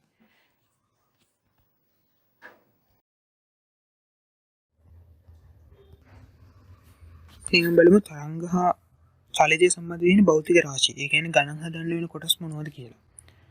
පළවෙනි එක තියෙන්නේ තරංගයක විස්තාරය. ඒක අපි කැපිටල් A අකුර නිරූපණය කරලා තියෙනවා. නිරූපණය කරනවා මෙතන දක්වලා නැහැ. තරංග චලිතයට සහභාගී වන අංශු විසින් මධ්‍ය පිහිටුමේ සිට සිදු කරන උපරිම විස්ථාපනය තරංගයක විස්තාරය විදිහට හඳුන්වනවා. ඒ කියන්නේ මේකේ තරංගයක විස්තාරය කියන එක අපිට මධ්‍ය පිහිටුමේ ඉඳලා අපි අර ඉස්සෙල්ලා කතා කරන්නේ ශීර්ෂයයි නිම්නය ඇති වෙනවා කියලා. මේ මධ්‍ය පිහිටුමේ ඉඳලා උපරිම උසක් තියෙනවා නම් උපරිම ඉහළ පිහිටුමකට ගිහිල්ලා තියෙනවා නම් ඒක ශීර්ෂයක් විදිහට උපරිම පහළ පිහිටුමකට ගිහිල්ලා තියෙනවා නම් ඒක නිම්නයක් විදිහට හඳුන්වනවානේ. ඒ ශීර්ෂයකට මධ්‍ය පිහිටුමේ ඉඳලා තියෙන උස එහෙම නැත්නම් ශීර්ෂයකට නෙමෙයි එහෙම නැත්නම් නිම්නයකට මධ්‍ය පිහිටුමේ තියෙන උස කියන එක අපිට විස්තරයේ විදිහට මේ පහසුවෙන් අදහස් කරගන්න පුළුවන්. ඊට පස්සේ තියෙනවා තරංග ආයාමය කියන එක. තරංග ආයාමය කියන්නේ මේ ලකුණ ලැම්ඩා ඒ ලැම්ඩා කියන අකුර ග්‍රීක භාෂාවෙන් ආපු අකුරක් විදිහට තමයි හඳුන්වන්නේ. තරංග චලිතයට සහභාගී වෙන එක් අංශුවක සිට එම චලිත ස්වභාවයෙන් පවතින ආසන්නතම අනෙක් අංශුවට ඇති දුර තමයි තරංග ආයාම විදිහට හඳුන්වන්නේ. එතකොට ඒ කියන්නේ දැන් අර ඉස්සෙල් ප්‍රස්ථාර දෙකේ අපිට තිබ්බා තරංග ආයාම කියන එක ලකුණු කළා. තරංග ආයාමයක් කියන්නේ එක් වටයක් කියන එක තමයි තරංග ආයාමයක් කියලා කියන්නේ. ඒ කියන්නේ යම්කිසි තරංගය එක් ස්ථානයක ඉඳලා ආරම්භ වෙලා දඟරයක් ආකාරයෙන් එක් වටයක් ගිහිල්ලා නැවත ඊළඟ පිහිටුමට එනකන් තියෙන දුර තමයි මේකේ තරංග ආයාම කියලා කියන්නේ. එතකොට මේකෙදී ඒක අපිට යාපද ශීර්ෂ දෙකක් හරි නිම්න දෙකක් සැලකුවාම ඒ ශීර්ෂ දෙක හරි එහෙම නැත්නම් නිම්න දෙක හරි අතර දුරට සමාන කරගන්න පුළුවන්. අන්න ඒක තමයි තරංග ආයාම කියන්නේ. මේ තරංග ආයාම කියන එක අපි සාමාන්‍ය මීටර වලින් තමයි මනින්නේ. ආයෙ කිව්වොත් තරංග ආයාම කියන එක තරංග ආයාමයක් කියලා කියන්නේ එක් වටයක් කියන එක. එක් වටයක් කියන්නේ අපි දැන් මේ තරංගය මේ සයිනාකාර තරංගය එහෙම නැත්නම් දඟර ගැසුණු මේ තරංගය නිරීක්ෂණය කරනකොට එක් දඟරයක් කියන එක තමයි හඳුන්වන්නේ එක් වටයක් කියලා. ඒ කියන්නේ එක් දඟරයක් කියන්නේ ඒ එක් වටයකට අයිති වෙන්නේ එක් ශීර්ෂයකුයි එක් නිම්නයකුයි. ඒ එක් ශීර්ෂයක් හා එක් නිම්නයක් අයත් වෙන මේ තරංග කොටසක් තමයි එක් දඟරයක් වෙන්නේ. ඒ දඟරයේ ඒ දුර තමයි මෙතනදි තරංග ආයාමයක් කියලා කියන්නේ. ඒක අපි එතකොට මීටර වලින් මැනගන්න පුළුවන්. ඒක දුරක්නේ. දුර මනින සම්මත ඒකකගේ මීටර. මීටර වලින් තමයි අපි තරංග ආයාම මනින්නේ.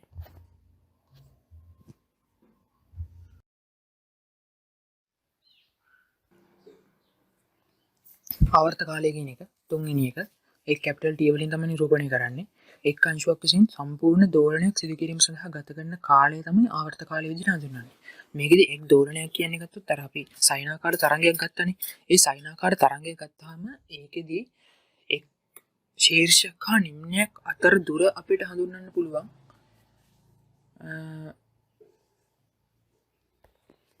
එක් ශීර්ෂයක් නිම්නයක් අතර දුර කියන එක අපිට හඳුන්වන්න පුළුවන් ගත්තොත් එක් දෝලනයක් කියලා. ඒ එක් දෝලනයක් වෙන්න ගත කරන කාලය තමයි හඳුන්වන්නේ ආවර්ත කාලය කියලා. මේකෙදි මේ ආවර්ත කාලය කියන එක තප්පර වලින් තමයි මනින්නේ. ඒ වගේම තමයි තරංග ආයාමය කියන එක ගත්තාම ඒකෙදි තරංගයක් ඒකේ තියෙන තරංග ආයාමයට සමාන දුරක් යන්න ගත කරන කාලයත් අපිට ආවර්ත කාලය කියලාම ගන්න පුළුවන්. ඊට පස්සේ තියෙනවා හතරවෙනි එක සංඛ්‍යාතය. ඒක F වලින් තමයි නිරූපණය කරන්නේ. ඒකෙදි කියවෙන්නේ එක් අංශුවක් විසින් ඒක කාලයකදී ඒ කියන්නේ තප්පරයකදී කොච්චර දෝලන ගන්න සිදු වෙනවද කියන එක. හැබැයි අර ආවර්ත කාලයකදී කිව්වේ එක් අංශුවක් විසින් එක් දෝලනයක් කරන්න ගත වෙන කාලය. එතකොට මේ දෙක එකිනෙකට පරස්පරයි. ඒ කියන්නේ එකිනෙකට වෙනස්. ඒ හින්දා අපිට මේවා මේ සංඛ්‍යාතය එතකොට ආවර්ත කාලය පරස්පරයට සමානයි කියලා අපිට මේකෙදි හඳුන්වනවා. ඒක තමයි මේ එකයට T විදිහට දක්වලා තියෙන්නේ. සංඛ්‍යාතයේ මනන ඒකකය හර්ට්ස් වෙනවා. එතකොට අපිට මේකෙදි පැහැදිලි සමීකරණයක් ගොඩනගන්න පුළුවන් F සමානයි එකයට T විදිහට. ඊට පස්සේ පස්වෙනි එක ගත්තාම වේගය කියන එක ඒක v වලින් තමයි නිරූපණය කරන්නේ. තප්පර එකකදී තරංගයේ ගමන් ගන්නා දුර තමයි තරංගයේ වේගය. සාමාන්‍ය වේගය කියන සූත්‍රය ගත්තාම වේගය සමානයි දුර බෙදෙන කාලය කියන එකනේ. මේකෙදි කාලයට තප්පර එකක් කරන් තියෙන්නේ. එතකොට මේ තප්පර එක කාලයකදී කොච්චර දුරක් තරංගය ගියාද කියන එක තමයි හඳුන්වන්නේ වේගය කියලා. එතකොට ඒක තප්පරයට මීටර වලින් තමයි එතකොට මනින්නේ. ඊට පස්සේ ඒකට අදාළ එතකොට ආවර්ත කාලයක් තුලදී සාමාන්‍යයෙන් තරංගයක් යන්නේ තරංග ආයාමයක දුරක්නේ. එතකොට ඊට අදාළව අපිට සූත්‍රයක් ගොඩනගන්න පුළුවන් වේගය සමානයි සංඛ්‍යාතය ගුණ කරනු තරංග ආයාමයේ විදිහට. ඒක v සමානයි f λ විදිහට තමයි අපි සරලවම සලකන්නේ.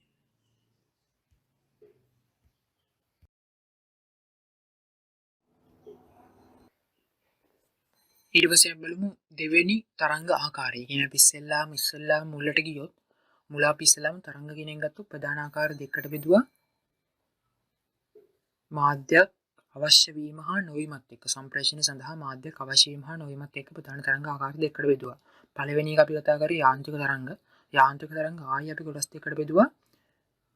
තීරක තරංගය අන්නාමි තරංගය. අපි මේ තීරක තරංගය අන්නාමි තරංගය විදිහට බෙදුවේ ගත්තොත් ඒ තරංගය ගමන් කරන දිශාවයි අංශු දෝලණය වෙන දිශාවයි පදනම් කරගනිමින්. මේ කියන්නේ විද්‍යුත් චුම්බක තරංග. ඒ කියන්නේ යාන්ත්‍රික තරංගය විද්‍යුත් චුම්බක තරංගය විදිහට තමයි අපි තරංග ප්‍රධාන ආකාර දෙකකට බෙදුවේ.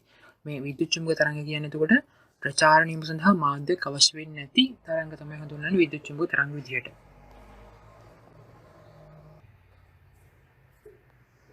එතකොට විද්‍යුත් චුම්බක තරංගයක් කියන එක මොකක්ද කියලා අපි ඉස්සෙල්ලාම බැලුවොත් ප්‍රචාරණය සඳහා මාධ්‍ය අංශවල සහභාගීත්වයක් අවශ්‍ය නොවන එකිනෙකට ලම්බකව දෝලණය වන විද්‍යුත් ක්ෂේත්‍ර වලින් හා චුම්බක ක්ෂේත්‍ර වලින් සමන්විත තරංග විශේෂයක්. ඒ කියන්නේ මේක ගත්තාම මේකෙදි මේ විද්‍යුත් චුම්බක තරංග කියන එක ප්‍රචාරණය වෙන්න මාධ්‍යයක් ඕනි වෙන්නේ නැහැ. මාධ්‍යයක් නැතුව මේක යන්න පුළුවන්.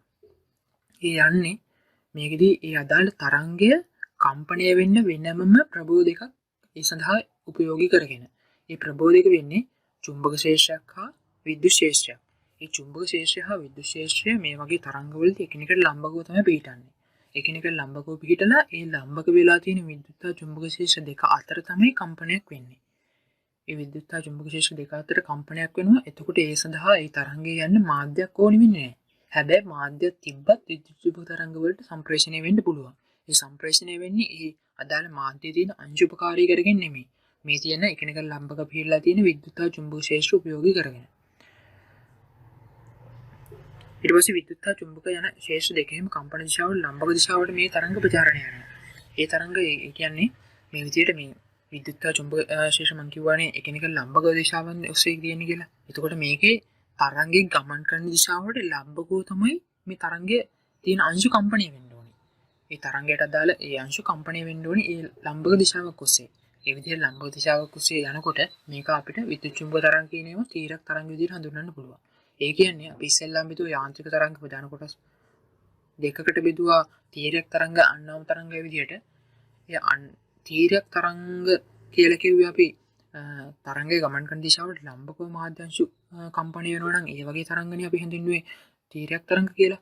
ඒ තීරක තරංග වලට උදාහරණයක් විදිහට අපිට විද්‍යුත් චුම්බක තරංග හඳුන්වා දීමේ හැකියාවක් තියෙනවා. ඒකට හේතු වෙන්නේ විද්‍යුත් චුම්බක සම්ප්‍රේෂණය වෙන්න විද්‍යුත් චුම්බක තරංග කියන එක සම්ප්‍රේෂණය වෙන්න අනිවාර්යයෙන්ම විද්‍යුත් හා චුම්බක ක්ෂේත්‍රයක් ඕනේ. ඒව එකිනෙකට ලම්බකව තමයි පිහිටන්නේ.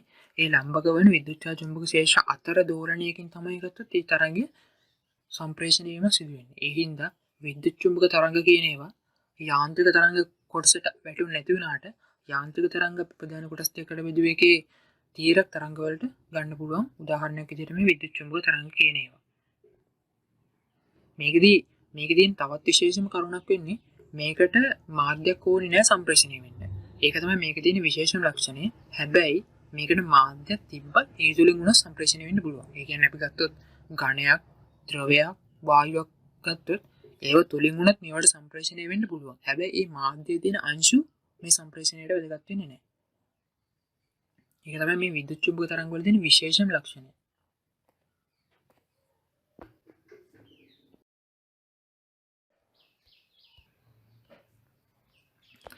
අර විද්‍යුත් චුම්බක තරංග මම ඉස්සෙල්ලා කිව්වනේ ඒවා එකිනෙකට ලම්බක දිශාවන් ඔස්සේ තියෙන විද්‍යුත් හා චුම්බක ක්ෂේත්‍ර මගින් තමයි සම්ප්‍රේෂණය වෙන්නේ කියලා. මේ රූප සටහනේ දක්වන්නේ අන්න ඒක. මේකේ තියෙන ලැම්ඩා වලින් තරංග ආයාමය. තරංග ආයාමය කියන්නේ එක් දෝලනයක් කියන එක මේකේ නිරූපණය කරලා තියෙනවා. ඊට අමතරව එකිනෙකට ලම්බක දිශාවන් දෙකක් ඔස්සේ තියෙන විද්‍යුත් ක්ෂේත්‍ර චුම්බක ක්ෂේත්‍ර මේ රූප සටහනේ දක්වලා තියෙනවා. ඒ දෙකටම ලම්බක දිශාවක් ඔස්සේ තමයි තරංගය ප්‍රචාරණය වෙලා තියෙන්නේ. රික්තයක් තුලදී දැන් සාමාන්‍ය රික්තයක් කියන එකත් තිරි මාධ්‍යයක් නැහැ කියන එකනේ. ඒ කියන්නේ ඒකේ අංශු දක්වන්න වෙන්නේ නැහැ කියන එක. එතකොට ඒ වගේ එකක් තුලින් යාන්ත්‍රික තරංග වලට සම්ප්‍රේෂණය වෙන්න බෑ.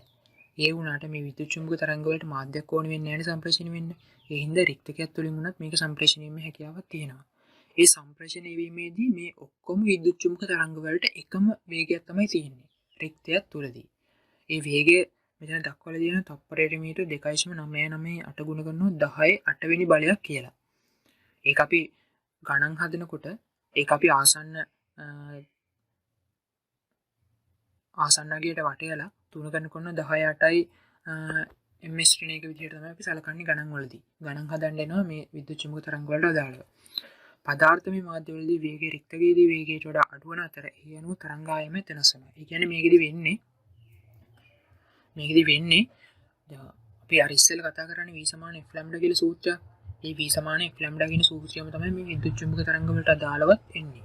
ඒකෙදි වෙන්නේ ඕනෑම මාධ්‍ය තුලින් ගත්තොත් මේ විද්‍යුත් චුම්බක තරංග වලට යන්න පුළුවන් නේ. මාධ්‍යයක් තිබ්බත් නැසත් විද්‍යුත් චුම්බක තරංග වලට යන්න පුළුවන්. රික්තයක් මේකේ ප්‍රධාන වශයෙන් සලකන්නේ ඒ රික්තක ඇතුළේ කිසිම මාධ්‍යාංශයක් දක්වලා ලැබෙන්නේ නැහැ නේ. ඒ හින්දා මේකට තියෙන බාධාව ගොඩක්ම අඩුයි. ඒ කියන්නේ බාධාවක් නැහැ. ඒ හින්දා මේ අවස්ථාවේ තමයි අදාළ අංශුවගත උපරිම වේගයෙන් ගමන් කරන්නේ.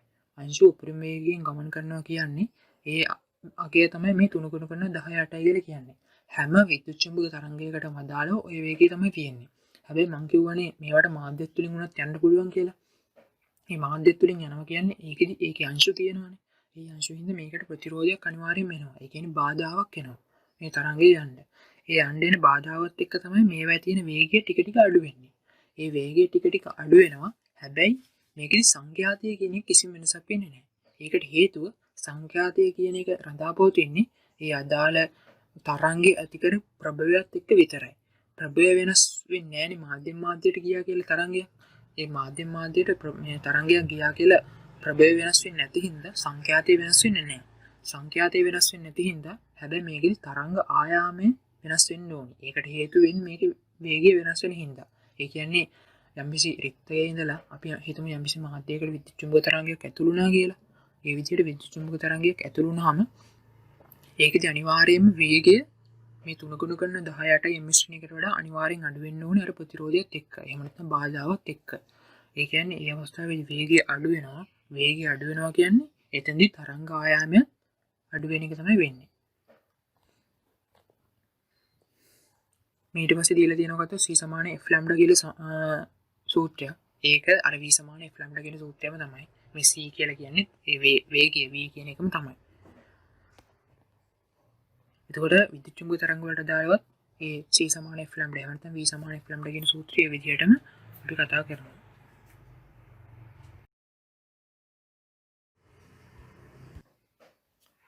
ඊට පස්සේ බලමු විද්‍යුත් චුම්බක තරංග වල තියෙන වැදගත් ලක්ෂණ මොනවද කියලා. ආරෝපණයක් නොමැති බැවින් බාහිර විද්‍යුත් චුම්බක ශේෂ්ත්‍ර වලින් මෙම තරංග වලට බලපෑමක් නොමැත. ඒ කියන්නේ ඇත්තටම ගත්තොත් යාන්ත්‍රික තරංග වලට සම්ප්‍රේෂණය වෙන්න මාධ්‍යයක් ඕනේ. මාධ්‍යයක් ඕනේ කියන්නේ ඒකේ තියෙන පදාර්ථය. ඒ කියන්නේ අංශු ඔස්සේ තමයි සම්ප්‍රේෂණය වෙන්නේ. අංශු එකිනෙකට ගැටෙනවා කියන්නේ අනිවාර්යයෙන්ම මේකෙදි ආරෝපණයකුත් ගොඩනගෙන්න ඕනේ.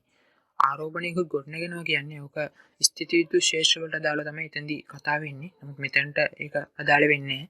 ඒ අපි එතෙන්දී අවබෝධ කරගන්න ඕනේ ඒ අංශු කෙනෙකුට ගැටීමත් එක්ක ආරෝපණයක් ඇති වෙන්න පුළුවන් කියලා. ඒ ආරෝපණයක් ඇති වෙන හින්දා අනිවාර්යයෙන්ම වෙනත් මොකක් හරි විද්‍යුත් ශේෂ්ත්‍රයක් වෙන්න පුළුවන්. එහෙම නැත්නම් චුම්බක ශේෂ්ත්‍රයක් වෙන්න පුළුවන්. ඒ වගේම බලපෑමකට ලක් වෙන්න පුළුවන් යාන්ත්‍රික තරංග. හැබැයි මේ විද්‍යුත් චුම්බක තරංග කියන එක ගත්තාම කිසිම අවස්ථාවකදී ඒ විදිහට ආරෝපණයක් ගොඩනගෙන්නේ නැහැ. ආරෝපණයක් ගොඩනගෙන්නේ නැති හින්දා ඒ විදිහට විද්‍යුත් චුම්බක ශේෂ්ත්‍ර වලින් බලපෑමක් ඇති වෙන්නේ නැහැ. ඊට පස්සේ තියෙනවා සම්ප්‍රේෂණය සඳහා ගත මාධ්‍යයක් අවශ්‍ය වෙන්නේ නැහැ කියන එක. ඒකත් මේකෙදි මේ විද්‍යුත් චුම්බක තරංග වල තියෙන විශේෂ ලක්ෂණයක්. ඒක අපි යොදාගත්ත යාන්ත්‍රික තරංග වලින් විද්‍යුත් චුම්බක තරංග වෙන් කළ හඳුනා ගන්න. හැබැයි හොඳට මතක තියාගන්න ඕනේ එක් කාරණාවක් තියෙනවා. විද්‍යුත් චුම්බක තරංග වලට මාධ්‍යයක් අවශ්‍ය වෙන්නේ නැහැ සම්ප්‍රේෂණය වෙන්න වගේම තමයි මාධ්‍යයක් තුලින් යන්නත් පුළුවන්. ඒ කියන්නේ ඕනෙම මාධ්‍ය තුලින් ගත්තොත් සම්ප්‍රේෂණය වෙන්නත් පුළුවන්. මාධ්‍යයක් නැති වුණොත් සම්ප්‍රේෂණය වෙන්න පුළුවන්. හැබැයි යාන්ත්‍රික තරංග වලට අනිවාර්යෙන් මාධ්‍යයක් ඕන සම්ප්‍රේෂණය වෙන්න. රික්තයේදී ගත්තොත් 3.18 ms ශ්‍රේණියක වේගයකින් ගමන් කරනවා. සියලුම විද්‍යුත් චුම්බක තරංග රික්තයක් ගත්තාම ඒ කියන්නේ කිසිම අංශුවක් නැති අවකාශයක්, හිස් අවකාශයක්. හරියට අපි අභ්‍යවකාශය වගේ අවකාශයක් ගත්තාම ඒ තුලින් අනිවාර්යයෙන්ම මේ සියලු විද්‍යුත් චුම්බක තරංග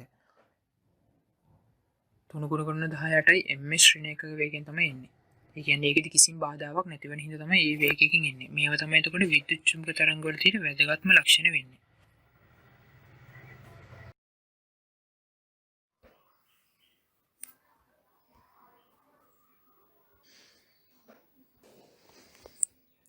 ඊට පස්සේ බලමු විද්‍යුත් චුම්බක වර්ණාවලිය කියන එක. සංඛ්‍යාතය ආරෝහණය වන පිළිවෙලට විද්‍යුත් චුම්බක තරංග පෙළ ගැස්වීමෙන් ලැබෙන සටහන තමයි විද්‍යුත් චුම්බක වර්ණාවලියක් කියලා කියන්නේ.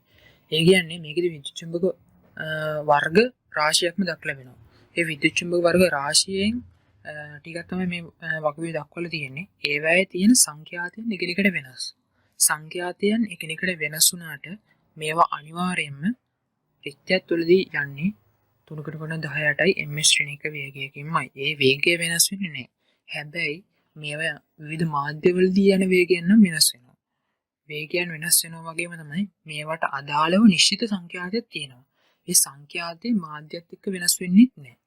ඒක තමයි හොඳටම අවබෝධ කරගන්න ඕනේ. දැන් මෙතන තියෙනවා ඒ තරංග වලට අදාළව ඒ තරංග වලට අදාළ සංඛ්‍යාත පරාසයන්. මේ සංඛ්‍යාත පරාසය කියන එක ඒ කියන්නේ මාධ්‍ය මොකක් වුණත් වෙනස් වෙන්නේ නැහැ. ඒ වගේම තමයි මේ ඕනම විද්‍යුත් චුම්බක තරංගයක වේගය කියන එක ගත්ත රික්තයක් තුළදී 3.18 ms ශ්‍රේණික වේගයක් තමයි තියෙන්නේ. හැබැයි ඒවා යන ඒවට මාධ්‍යයක් තුලින් උනත් යන්න පුළුවන් කියලා කිව්වනේ. ඒ මාධ්‍ය තුලින් උනත් යන්න පුළුවන් වුණාම ඒවා තියෙන වේගයන් වෙනස් වෙන්න පුළුවන්. රික්තයක් තුළදී විතරයි 3.18 ms ශ්‍රේණියක උපරිම වේගයෙන් යන්නේ. දැන් මෙතන ගත්ත මේ ප්‍රස්ථාරයට මේ වගුවට අදාළව තරංග වර්ගයේ සංඛ්‍යාත පරාසය දක්වලා තියෙනවා. එතකොට අපිට විද්‍යුත් චුම්බක වර්ග මොනවද කියලා ප්‍රශ්න වලට අහුවොත් අපිට එතකොට ගුවන් විදුලි තරංග, ශුද්ධ තරංග, අධෝරක්ත කිරණ, දුෂ්‍යාලෝකය, පාරජම්බුල කිරණ, එක්ස් කිරණ, ගැමා කිරණ විදිහට අපිට ඒවා ඕන නම් කරගන්න පුළුවන්. මෙතන මේ සංඛ්‍යාත පරාසයන් දාලා තියෙනවා. ඒ සංඛ්‍යාත පරාසයන් නම් මතක තියාගන්න ඕනි වෙන්නේ නැහැ. මේ තරංග වර්ග ටික විතරයි අපි මතකේ තියාගන්න ඕනේ. නම් පල්ලෙහා ඉඳලානේ මේ තරංග ඉහළට ගියාගෙන ආවේ. ඒ ඉහළට ගියාගෙන ආවේ මං ඒ සංඛ්‍යාතයේ වැඩි වෙන පැත්තට තමයි මං ගියාගෙන ආවේ. දැන් මේ සංඛ්‍යාතයයි තරංග ආයාමයයි වෙනස් වෙන්නේ කොහොමද කියන එක ඊළඟට බලන්න පුළුවන්.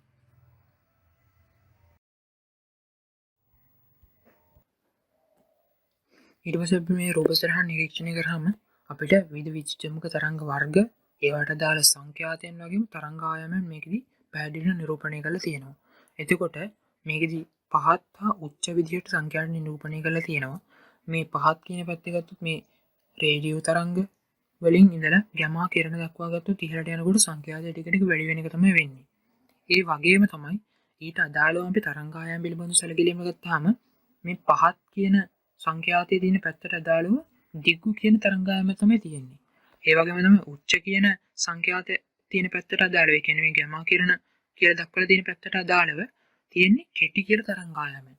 ඒ කියන්නේ අනිවාර්යයෙන්ම දැන් මේ නිරූපණය කරලා තියෙන්නේ මේ රික්තයක් තුලදී ගත්තොත් තරංගයේ ගමන් කිරීමට විද්‍යුත් චුම්බක තරංග ගමන් කිරීමට දාලා. ඒ කියන්නේ මේ ඔක්කොම තරංග වලට එකම වේගයක් තමයි තියෙන්නේ. 3 ගුණ කරනවා 10 8 බලයක් වන තප්පරයට මීටර වන වේගයක් තමයි තියෙන්නේ. ඒ කියන්නේ ওই වේගය නියතයි. ඒ වේගය වෙනස් වෙන්නේ නැහැ. එතකොට අපි c සමාන f ලැම්ඩා කියලා ඉස්සෙල් සූත්‍රයක් තිබ්බ නේද? ඒ සූත්‍රයට අදාළව ගත්තාම ඒ c සමාන f ලැම්ඩා වල c කියන එක වෙනස් වෙන්නේ නැහැ. හැබැයි මේවට අදාළව f වෙනස් වෙනවා. f වෙනස් වෙනවා කියන්නේ අනිවාර්යෙන් තවත් මොකක් හරි රාශියක් වෙනස් වෙන්න එපා. ඒ වෙනස් වෙච්ච රාශිය තමයි මේකෙදි මේ ලැම්ඩා. එහෙම නැත්නම් තරංග ආයාමය වෙන්නේ. ඒ කියන්නේ අපිට සංඛ්‍යාතයේ පරස්පරයට තරංග ආයාමය සමානයි කියලා ඒකෙදි අපිට ගන්න පුළුවන්. අර ඉස්සෙල්ලා අපි ගොඩනගුණේ f සමාන 1ට t කියලා. ඒ කියන්නේ ඒ t කියන එක ආවර්ත කාලයනේ. ආවර්ත කාලය වුණාට අපිට ඒක නිකන් ආදර්ශනීය වගේ ආදර්ශනීය කරගන්න පුළුවන්. ඒක තරංග ආයාම විදියට. ඒ කියන්නේ තරංග ආයාමයක දුරක් යන ගත වෙන කාලය කියන එක මේ ආවර්ත කාලය කියන්නේ. ඒ කියන්නේ තරංග ආයාමය කියන එක අණ්ඩව සමානුපාතික වෙනවා ආවර්ත කාලයට. ආවර්ත කාලයට අණ්ඩව සමානුපාතිකයි කියන්නේ අර f සමාන 1ට t කියන එක. ඒ කියන්නේ සංඛ්‍යාතයේ පරස්පරය සංඛ්‍යාතයේ ආවර්ත කාලයේ පරස්පරයට සමානයි කියන එක වගේම තමයි අපිට දක්වන්න පුළුවන් සංඛ්‍යාතය කියන එක තරංග ආයාමයේ පරස්පරයට සමානයි කියලා. ඒක තමයි මේ රූප සටහනින් අපිට අවබෝධ කරගන්න පුළුවන් වෙන්නේ.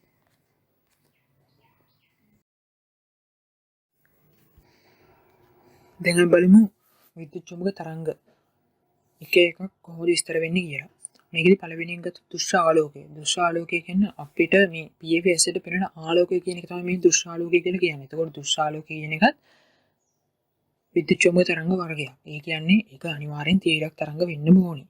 මම ඉස්සෙල්ලා කිව්වනේ විද්‍යුත් චුම්බක තරංග අතර විද්‍යුත් හා චුම්බක ශේෂයක් අතර කම්පණයෙන් ගමන් කරන තරංග කියලා.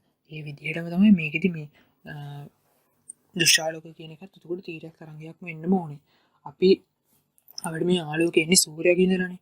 සූර්යයාගේ ඉඳලා අභ්‍යවකාශය හරහා ගත්තොත් අපගේ පෘථිවියට එනවගත්ත මේ විද්‍යුත් චුම්බක තරංග වර්ගයක් වන මේ දෘශ්‍යාලෝකය.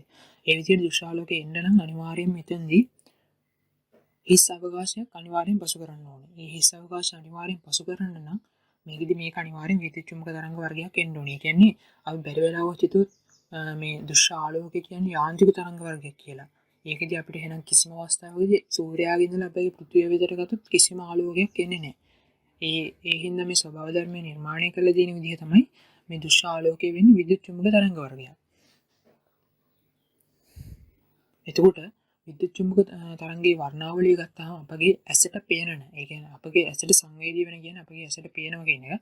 අපගේ ඇසට සංවේදී වෙන ගත්තොත් එකම තරංගායම් පරාසය වෙන්නේ මේ දෘශ්‍ය ආලෝක තරංගායම් පරාසය කියන එක තමයි. මේකෙදි මේ දෘශ්‍ය ආලෝකයේ සංඛ්‍යාත පරාසය වගේම ගත්ත දෘශ්‍ය ආලෝකයේ තරංගායම් පරාසය දක්වලා තියෙනවා. එතකොට මේකේ සංඛ්‍යාත පරාසය විදිහට ගත්තොත් හර්ට්ස් 4.2ට ගුණ කරන 1014 වෙනි බලයේ ඉඳලා හර්ට්ස් 7.69 ගුණ කරන 1014 වෙනි බලය දක්වලා තියෙනවා වගේම තරංග ආයාමයේ පරාසය කියන එක නැනෝමීටර් 690 ඉඳලා නැනෝමීටර් 400 දක්වලා තියෙනවා. එතකොට මේකේ දෘශ්‍ය ආලෝකය ගත්තාම අපිට රතු තැඹිලි කහ කොළ නිල් ඉන්ඩිගෝ ධම්මි කියලා තමයි දෘශ්‍ය ආලෝකය කියන ටික අපි නිරූපණය කරන්නේ. එතකොට රතු කියන එක ගත්තාම රතු තමයි එක කෙලවරක තියෙන්නේ, ධම් තමයි අනිත් කෙලවරේ තියෙන්නේ. එතකොට රතු කියන එක ගත්තාම රතු තමයි අඩුම සංඛ්‍යාතයක් කිව්වත් වැඩිම තරංගායමක් තියෙන්නේ. ඒ කියන්නේ මම ඉස්සෙල්ලා කිව්වනේ සංඛ්‍යාතය කියන එක ගත්තොත් තරංගායාමයේ පරස්පරයට සමාන වෙනවා කියලා. ඒ පරස්පරයට සමාන වෙනවා වගේම තමයි එතකොට සංඛ්‍යාතයේ අඩුම රතු වලට අදාළව තමයි වැඩිම තරංගායමක් තියෙන්නේ මේ දෘශ්‍ය ආලෝකයට අදාළව. ඒ වගේම තමයි ධම් තමයි වැඩිම සංඛ්‍යාතයක් තියෙන්නේ. ධම් වලට වැඩිම සංඛ්‍යාතයක් තියෙනවා කියන්නේ එතෙන්දී අඩුම තරංගායමක් තියෙන්න ඕනි ධම් වලට තමයි. ඒක තමයි මේ දෘශ්‍ය ආලෝකයේ සංඛ්‍යාතයේ පරාසය 4.2ට ගුණ කරන 1014 හර්ට්ස් ඉඳලා 7.69 ගුණ කරන 1014 හර්ට්ස් දක්වා කියලා දක්වලා තියෙන්නේ. ඒ කියන්නේ එතෙන්දී හර්ට්ස් වගේ වැඩි වෙලානේ තියෙන්නේ. හැබැයි ඒ කියන්නේ මෙතනදී මේ 4.2ට ගුණ කරන 1014 හර්ට්ස් කියන්නේ ඒ රතු වලට අදාළව. 7.69 ගුණ කරන 1014 හර්ට්ස් කියන්නේ ඒ ධම් වලට අදාළව. ඒ විදිහටම දෘශ්‍ය ආලෝකයේ තරංග ආයාමයේ පරාසය කියන එක ගත්තාම මේ නැනෝමීටර් 690 ඉඳලා නැනෝමීටර් 400 දක්වා තමයි දක්වලා තියෙන්නේ. කියන්නේ අඩු වෙන පැත්තට තමයි දක්වලා තියෙන්නේ. ඒ කියන්නේ මේ නැනෝමීටර් 690 කියන එක අනිවාර්යයෙන්ම රතු කියන දෘශ්‍ය ආලෝක පරාසයට තමයි අයිති වෙන්න ඕනේ. නැනෝමීටර් 400 කියන එක අනිවාර්යෙන් ධම් කියන පරාසයට තමයි මේක අයිති වෙන්න ඕනේ. ඒකට ඒක තමයි තියෙන්නේ. අපිට ඔය වර්ණ හතම එකවර නිරීක්ෂණය කරන්න පුළුවන් තැනක් තමයි මේ දේදුන්න කියන එක. දේදුන්නේ වර්ණ හත වෙන්නේ ඒ දෘශ්‍ය ආලෝකයේ අපිට දක්න ලැබෙන වර්ණ හතම තමයි. එතකොට මේකේ තියෙන දෘශ්‍ය ආලෝකයේ තියෙන විශේෂම වැදගත්කම වෙන්නේ අපිට අවට තියෙන වස්තු නිරීක්ෂණය කරන්න අනිවාර්යෙන් මේ ආලෝකය ඕන වෙනවා. ඒක තමයි දෘශ්‍ය ආලෝකයේ තියෙන වැදගත්කම. ඊට අමතරව ගත්තොත් අපගේ පියවැසට සංවේදනීය වෙන. ඒ කියන්නේ පියවැසට පෙනෙන එකම විද්‍යුත් චුම්බක තරංග වර්ගය වෙන්නේ මේ දෘශ්‍ය ආලෝකයම තමයි. වෙන කිසිම විද්‍යුත් චුම්බක තරංග වර්ගයක් අපගේ හැට පේන්නේ නැහැ. ඒක තමයි මේ දෘශ්‍ය ආලෝකයේ ලැබෙන විශේෂම ලක්ෂණය. ඊට පස්සේ තියෙනවා ගැමා කිරණ කියන එක. ගැමා කිරණේ අණු කියලා දක්වලා ලැබෙන විකිරණශීලී මූලද්‍රව්‍ය විසින් නිකුත් කරන ලබන එක් තරංග විශේෂයක්. එතන මේක තමයි විකිරණශීලී මූලද්‍රව්‍ය කියන එක වෙනම විශාල විශේෂ ශේෂ්ත්‍රයක් වෙනවා. ඒ විකිරණශීලී මූලද්‍රව්‍යයක් කියන එක ගොඩක් අස්ථායී ස්වභාවයක තමයි තියෙන්නේ. අස්ථායී කියන්නේ අපේ මේ ස්වභාවයේ තියෙන මූලද්‍රව්‍ය හැම එකක්ම ස්ථායී වෙන්න තමයි බලන්නේ. ඒ හින්දා මේ අස්ථායී තියෙන මූලද්‍රව්‍ය අනිවාර්යෙන් ස්ථායී තත්ත්වයට පත් වෙන්න නම් ඒවෙන් විවිධ ආකාරයට ශක්තිය පිට කරනවා. ඒ ශක්තිය පිට කරන්නේ සමහර ඒවා මේ ගැමා කිරණ විදියට. ඒ ගැමා කිරණ විදියට ශක්තිය පිට කරනකොට අන්නේ කිරණ තමයි මේකෙදි මේ ගැමා කිරණ විදියට හඳුන්වලා තියෙන්නේ. එතකොට ඒවා මේ විකිරණශීලී ප්‍රභවයන්ගෙන් තමයි ඒවා පිට කරන්නේ. ඒ විකිරණශීලී ප්‍රභවයන්ගෙන් පිට කරන හින්දා විකිරණශීලී මේ කිරණ වර්ගයක් විදියට හඳුන්වනවා. එම කිරණ වල සංඛ්‍යාතයෙන් ඉතා ඉහළ බැවින් එම කිරණ සතු ශක්ති ප්‍රමාණය ඉතා අධිකයි. ඒකෙදි වෙන්නේ දැන් මෙතනදී මේකේ තියෙන ශක්ති ප්‍රමාණය වැඩි කියලා. අර ඉස්සෙල්ලා තිබ්බ රූප සරහනට අදාළව ගත්තාම ගැමා කිරණ තමයි වැඩිම සංඛ්‍යාතය. උච්ච සංඛ්‍යාතයේ පැත්තේ තිබ්බ ගැමා කිරණ කියන එක. ඒ වගේම තමයි මේකේ දක්වලා තියෙනවා ඒ කිරණවල සංඛ්‍යාතයන් ඉතා ඉහළ බැවින් එම කිරණ සතු ශක්ති ප්‍රමාණය ඉතා අධිකයි කියලා. දැන් මේකට අදාළ වෙනම සූත්‍රයක් තියෙනවා. ඒ සූත්‍රය වෙන්නේ E සමානයි hf කියලා. E කියන්නේ ශක්තිය, h කියන්නේ ප්ලාන්ක් නියතය, f කියන්නේ සංඛ්‍යාතය කියන එක. එතකොට h කියන ප්ලාන්ක් නියතය කියන එක වෙනස් වෙන්නේ නැහැ. එතකොට ශක්තිය කියන එක අනුලෝම සමානුපාතික වෙන්න ඕනි අනිවාර්යයෙන්ම සංඛ්‍යාතයට. ඒ කියන්නේ සංඛ්‍යාතය වැඩි වෙනවා නම් ශක්තිය වැඩි වීමක් තමයි වෙන්නේ. ඒක තමයි මෙතෙන්දී මේ හඳුන් දක්වලා තියෙන්නේ. මෙම කිරණවල සංඛ්‍යාතයන් ඉතා ඉහළ බැවින් එම කිරණ සතු ශක්ති ප්‍රමාණයක් ගොඩක් වැඩි කියලා. ඊට පස්සේ තියෙනවා ඝන වාණී තහඩු හා කොන්ක්‍රීට් ආදී පවා විනිවිද යාමේ හැකියාව ගැමා කිරණ වල තියෙනවා. ගැමා කිරණ වල කතු විශේෂ ලක්ෂණයක් ඇහුවොත් මේ කියන්න පුළුවන්. කියන්නේ ගැමා කිරණ කියන්නේ ඊටාම් සියුම් අංශු වර්ගයක්. ඒවට ඕනෑම වස්තුවක් වලින් විනිවිද යාමේ හැකියාවක් තියෙනවා. ගැමා කිරණ වල ප්‍රයෝජන කියන එක ඊට පස්සේ දක්වලා තියෙනවා. පිළිකා සෛල විනාශ කිරීමට යොදා ගන්නවා. ගැමා කිරණ මගින් සජීවී සෛල විනාශ කරන්න බෑ. මේකෙදි මේ සජීවී සෛල විනාශ කරන්න නම් ඒ ගොඩක් ශක්තියක් තියෙන්න බෑ. ඒ ගොඩක් ශක්තියක් තියෙන්නේ ඒකේ වැඩි සංඛ්‍යාතයක් තියෙන හින්දා. අන්නේ හින්දා මේ ගැමා කිරණ වලට සජීවී සෛල උනත් විනාශ කිරීමේ හැකියාවක් තියෙනවා ඊටම පහසුවෙන්.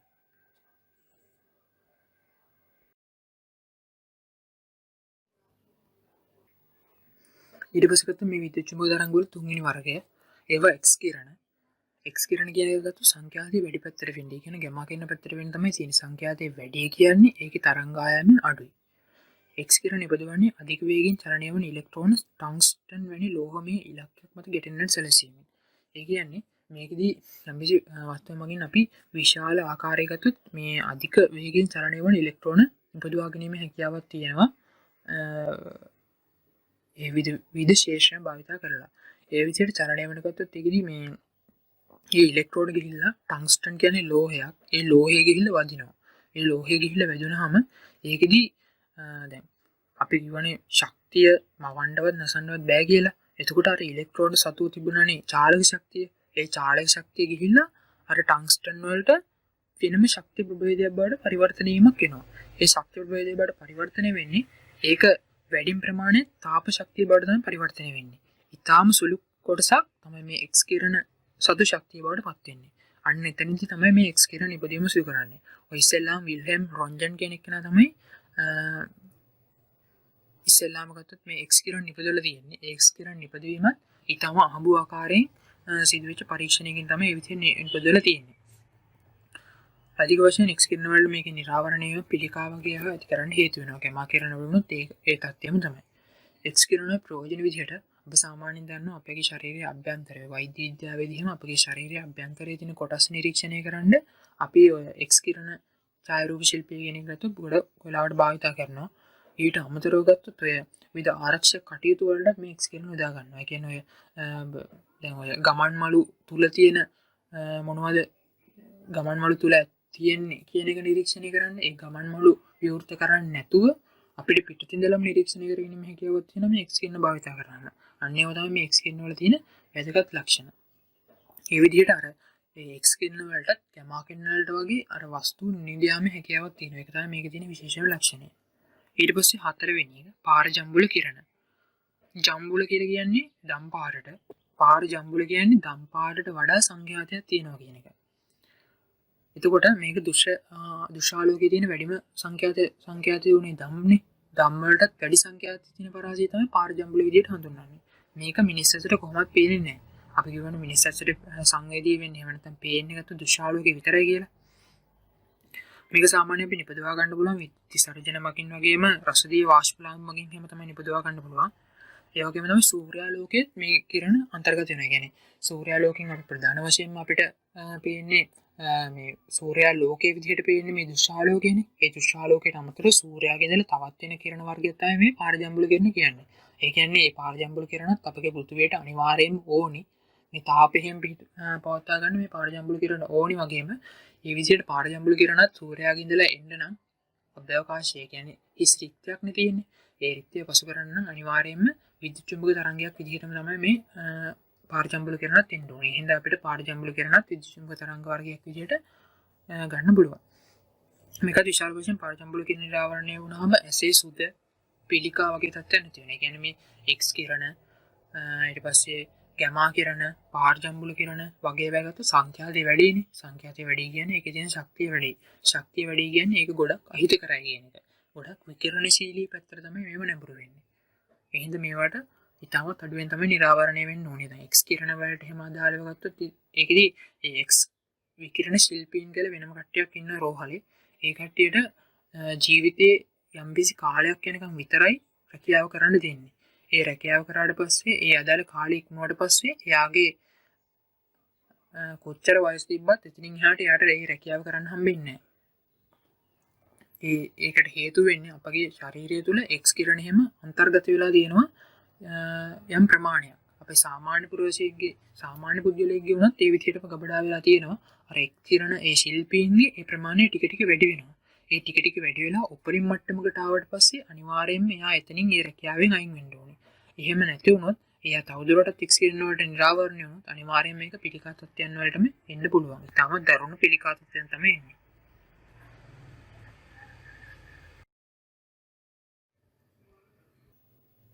ඊට පස්සේ අපි බලමු පාරජම්බුල කිරණේ තියෙන ප්‍රයෝජන. මේක ප්‍රධාන වශයෙන්ම ගත්තු රෝහල් වල විස බීජ විනාශ කරන්න ගන්නවා. ඒ කියන්නේ අර අහිතකර තත්ත්වය මිනිසා විසින් යොදාගත්ත වැදගත් ප්‍රයෝජනයක් ලබා ගන්න ඒක යොදාගෙන තියෙන රෝහල් වල විස බීජ විනාශ කරන්න. ඊට අමතරව බැංකු වල එහෙම මේ මුදල් නෝට්ටුව රහස්‍ය සංකේත පරීක්ෂා කරන්න යොදා ගන්න. දැන් බැංකුවකට ගියාම මේ බැංකු නිලධාරියාට අපි යම්කිසි මුදලක් දුන්නාම ඒක යම්කිසි විශේෂ උපකරණයකට අදලලා නිරීක්ෂණය කරන එක. තම් පාට නිල් පාට වගේ එළිය තමයි තියෙන්නේ.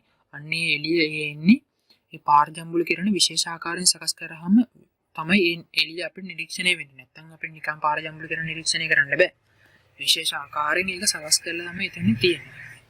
ඊට පස්සේ කතොත් අදෝරක්ත කිරණ තමයි පස්වෙනි එක. දෘශ්‍යාලෝකය. මේකෙදි අදෝරක්ත. රක්ත කියන්නේ රතු පාට. අදෝ කියන්නේ අඩුයි කියන එක. ඒ කියන්නේ රතු පාටට වඩා අඩු සංඛ්‍යාත සහිතකත්ව කිරණ තමයි අදෝරක්ත කිරණ කියලා හඳුන්වන්නේ. විශේෂයෙන්ම අදෝරක්ත කිරණ එක කියන එක අපිට තාප විකිරණ විදිහට හඳුන්වන්න පුළුවන්. ඒ කියන්නේ මේක ප්‍රධාන වශයෙන්ම රත් වෙච්ච වස්තු වලින් තමයි පිට වෙන්නේ. දැන් සූර්යයා කියන්නේ විශ්වයේ තියෙන විශාලම රත් වෙච්ච වස්තුවනේ. ඉතින් ඒක අනිවාර්යයෙන්ම අදෝරක්ත කිරණ පිට වෙනවා. ඒ අදෝරක්ත කිරණ තමයි අපේ පෘථිවිය වෙතට හැවිලා අපිට තාපය සපයන්නේ. ඒ තාපය සපයනකොට එතකොට ඒ පෘථිවියට එන්න නම් ඒ විදුචුම්බක තරංග විදිහට තමයි මේ අදෝරක්ත කිරණ තියෙන්නේ. හැබැයි සූර්යාගේ විතර නෙමෙයි අදෝරක්ත කිරණ පිට වෙන්නේ. ඔය වෙනත් ඕනෑම රත් වෙච්ච වස්තුවකින් අදෝරක්ත කිරණ පිට වෙනවා. හැබැයි මේක දුෂ්‍යාලෝකයේ තරංගායම් පරාසයට එහෙම නැත්නම් සංඛ්‍යාතයට වඩා අඩු වගයක් නේ තියෙන්නේ. අඩු වගයක් තියෙන හින්දා මේ කිසිම ආකාරයකින් අපගේ පියවැස නිරීක්ෂණය වෙන්නේ නැහැ.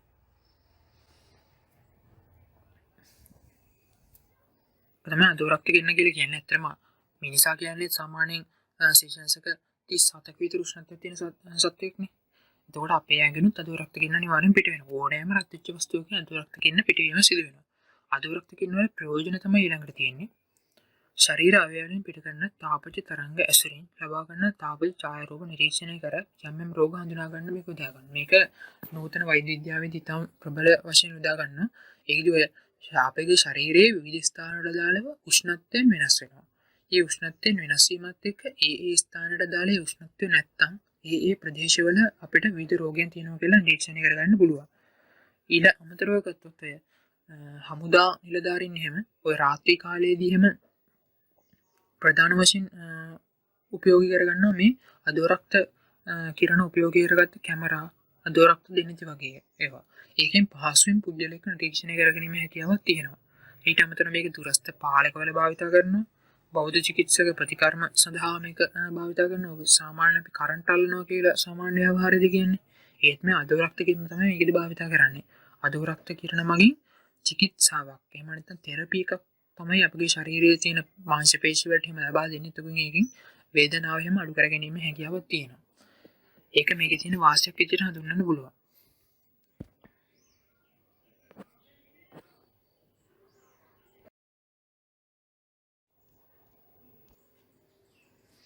ඊට පස්සේ බලමු අපි 6 වෙනි එක සුද්ධ තරංග. මේකත් විද්‍යුත්තුම්බක තරංග වර්ගයම තමයි. මේක අදෝරක්ත කිරණ වලට වඩා සංඛ්‍යාති අඩුයි. ඒ කියන්නේ තරංගායම අනිවාර්යෙන් වැඩි යකයක් තමයි තියෙන්නේ. මේක ශරීරයට අයිතිකර බලපෑම් ඇති කර ගැනීම හැකියාව තියෙනවා. ප්‍රධාන වශයෙන් වර්තමානයේදී භාවිත කරන මයික්‍රෝවේව් oven කියලා. මයික්‍රෝවේව් කියන්නේ ශුද්ධ තරංග කියන එක තමයි. එතකොට මේ මයික්‍රෝවේව් oven වල ප්‍රධාන වශයෙන් භාවිත කරන්නේ මේ ශුද්ධ තරංග කියන එක. ඒ ශුද්ධ තරංග වලින් ඇති කරන තාපයක්. ඒ තාපය මගින් තමයි අපි ආහාර පිස ගැනීම සිදු කරන්නේ. ශුද්ධ තරංග මුදුන් වලදී ජල අණු හා මේද අණු මගින් ශුද්ධ තරංග අවශෝෂණය කරගෙන එම තරංග සතුව පැවති ශක්තිය කම්පන චාලක ශක්තිය බවට පත් කරනවා. ඒ කම්පන චාලක ශක්තිය බවට පත් කරාට පස්සේ ඒ තියෙන අංශු ගිහිල්ලා ගැටීමත් එක්ක තමයි ඒ කම්පන චාලක ශක්තිය ඊට පස්සේ තාප ශක්තිය බවට පත් වෙනවා. ඒකෙන් තමයි අපි ආහාර හිම නිපදවා ගැනීම සිදු කරන්නේ. ඊට පස්සේ තියෙනවා මේකේ ශුද්ධ තරංග වල තියෙන ප්‍රධාන ප්‍රයෝජන. රේඩාර් පද්ධති වලට ජංගම දුරකථන උපකරණ වලට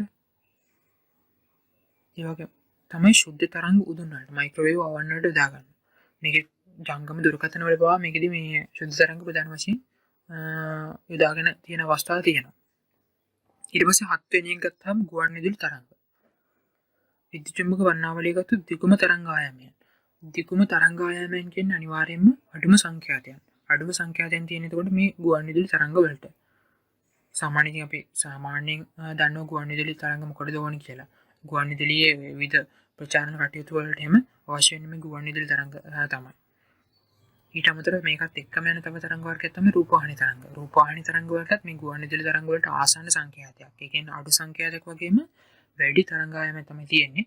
මේවා ওই තොරතුරු සම්ප්‍රේෂණය වලට තමයි ප්‍රධාන වශයෙන්ම භාවිත කරන්නේ. එතකොට අපිට මේ විදිහට විද්‍යුත් චුම්බක තරංග වර්ග විශාල පරාසයක වර්තමානයේ විදිහට ප්‍රයෝජන ලබා ගැනීම හැකියාවක් තියෙනවා. අපගේ එදිනදා කාර්යයෙන් පසු කර ගන්න විද්‍යුත් චුම්බක තරංග ඉතාමත් වැදගත්. අත්‍යවශ්‍ය වෙනවා කියලා කිව්වොත් නිවැරදියි.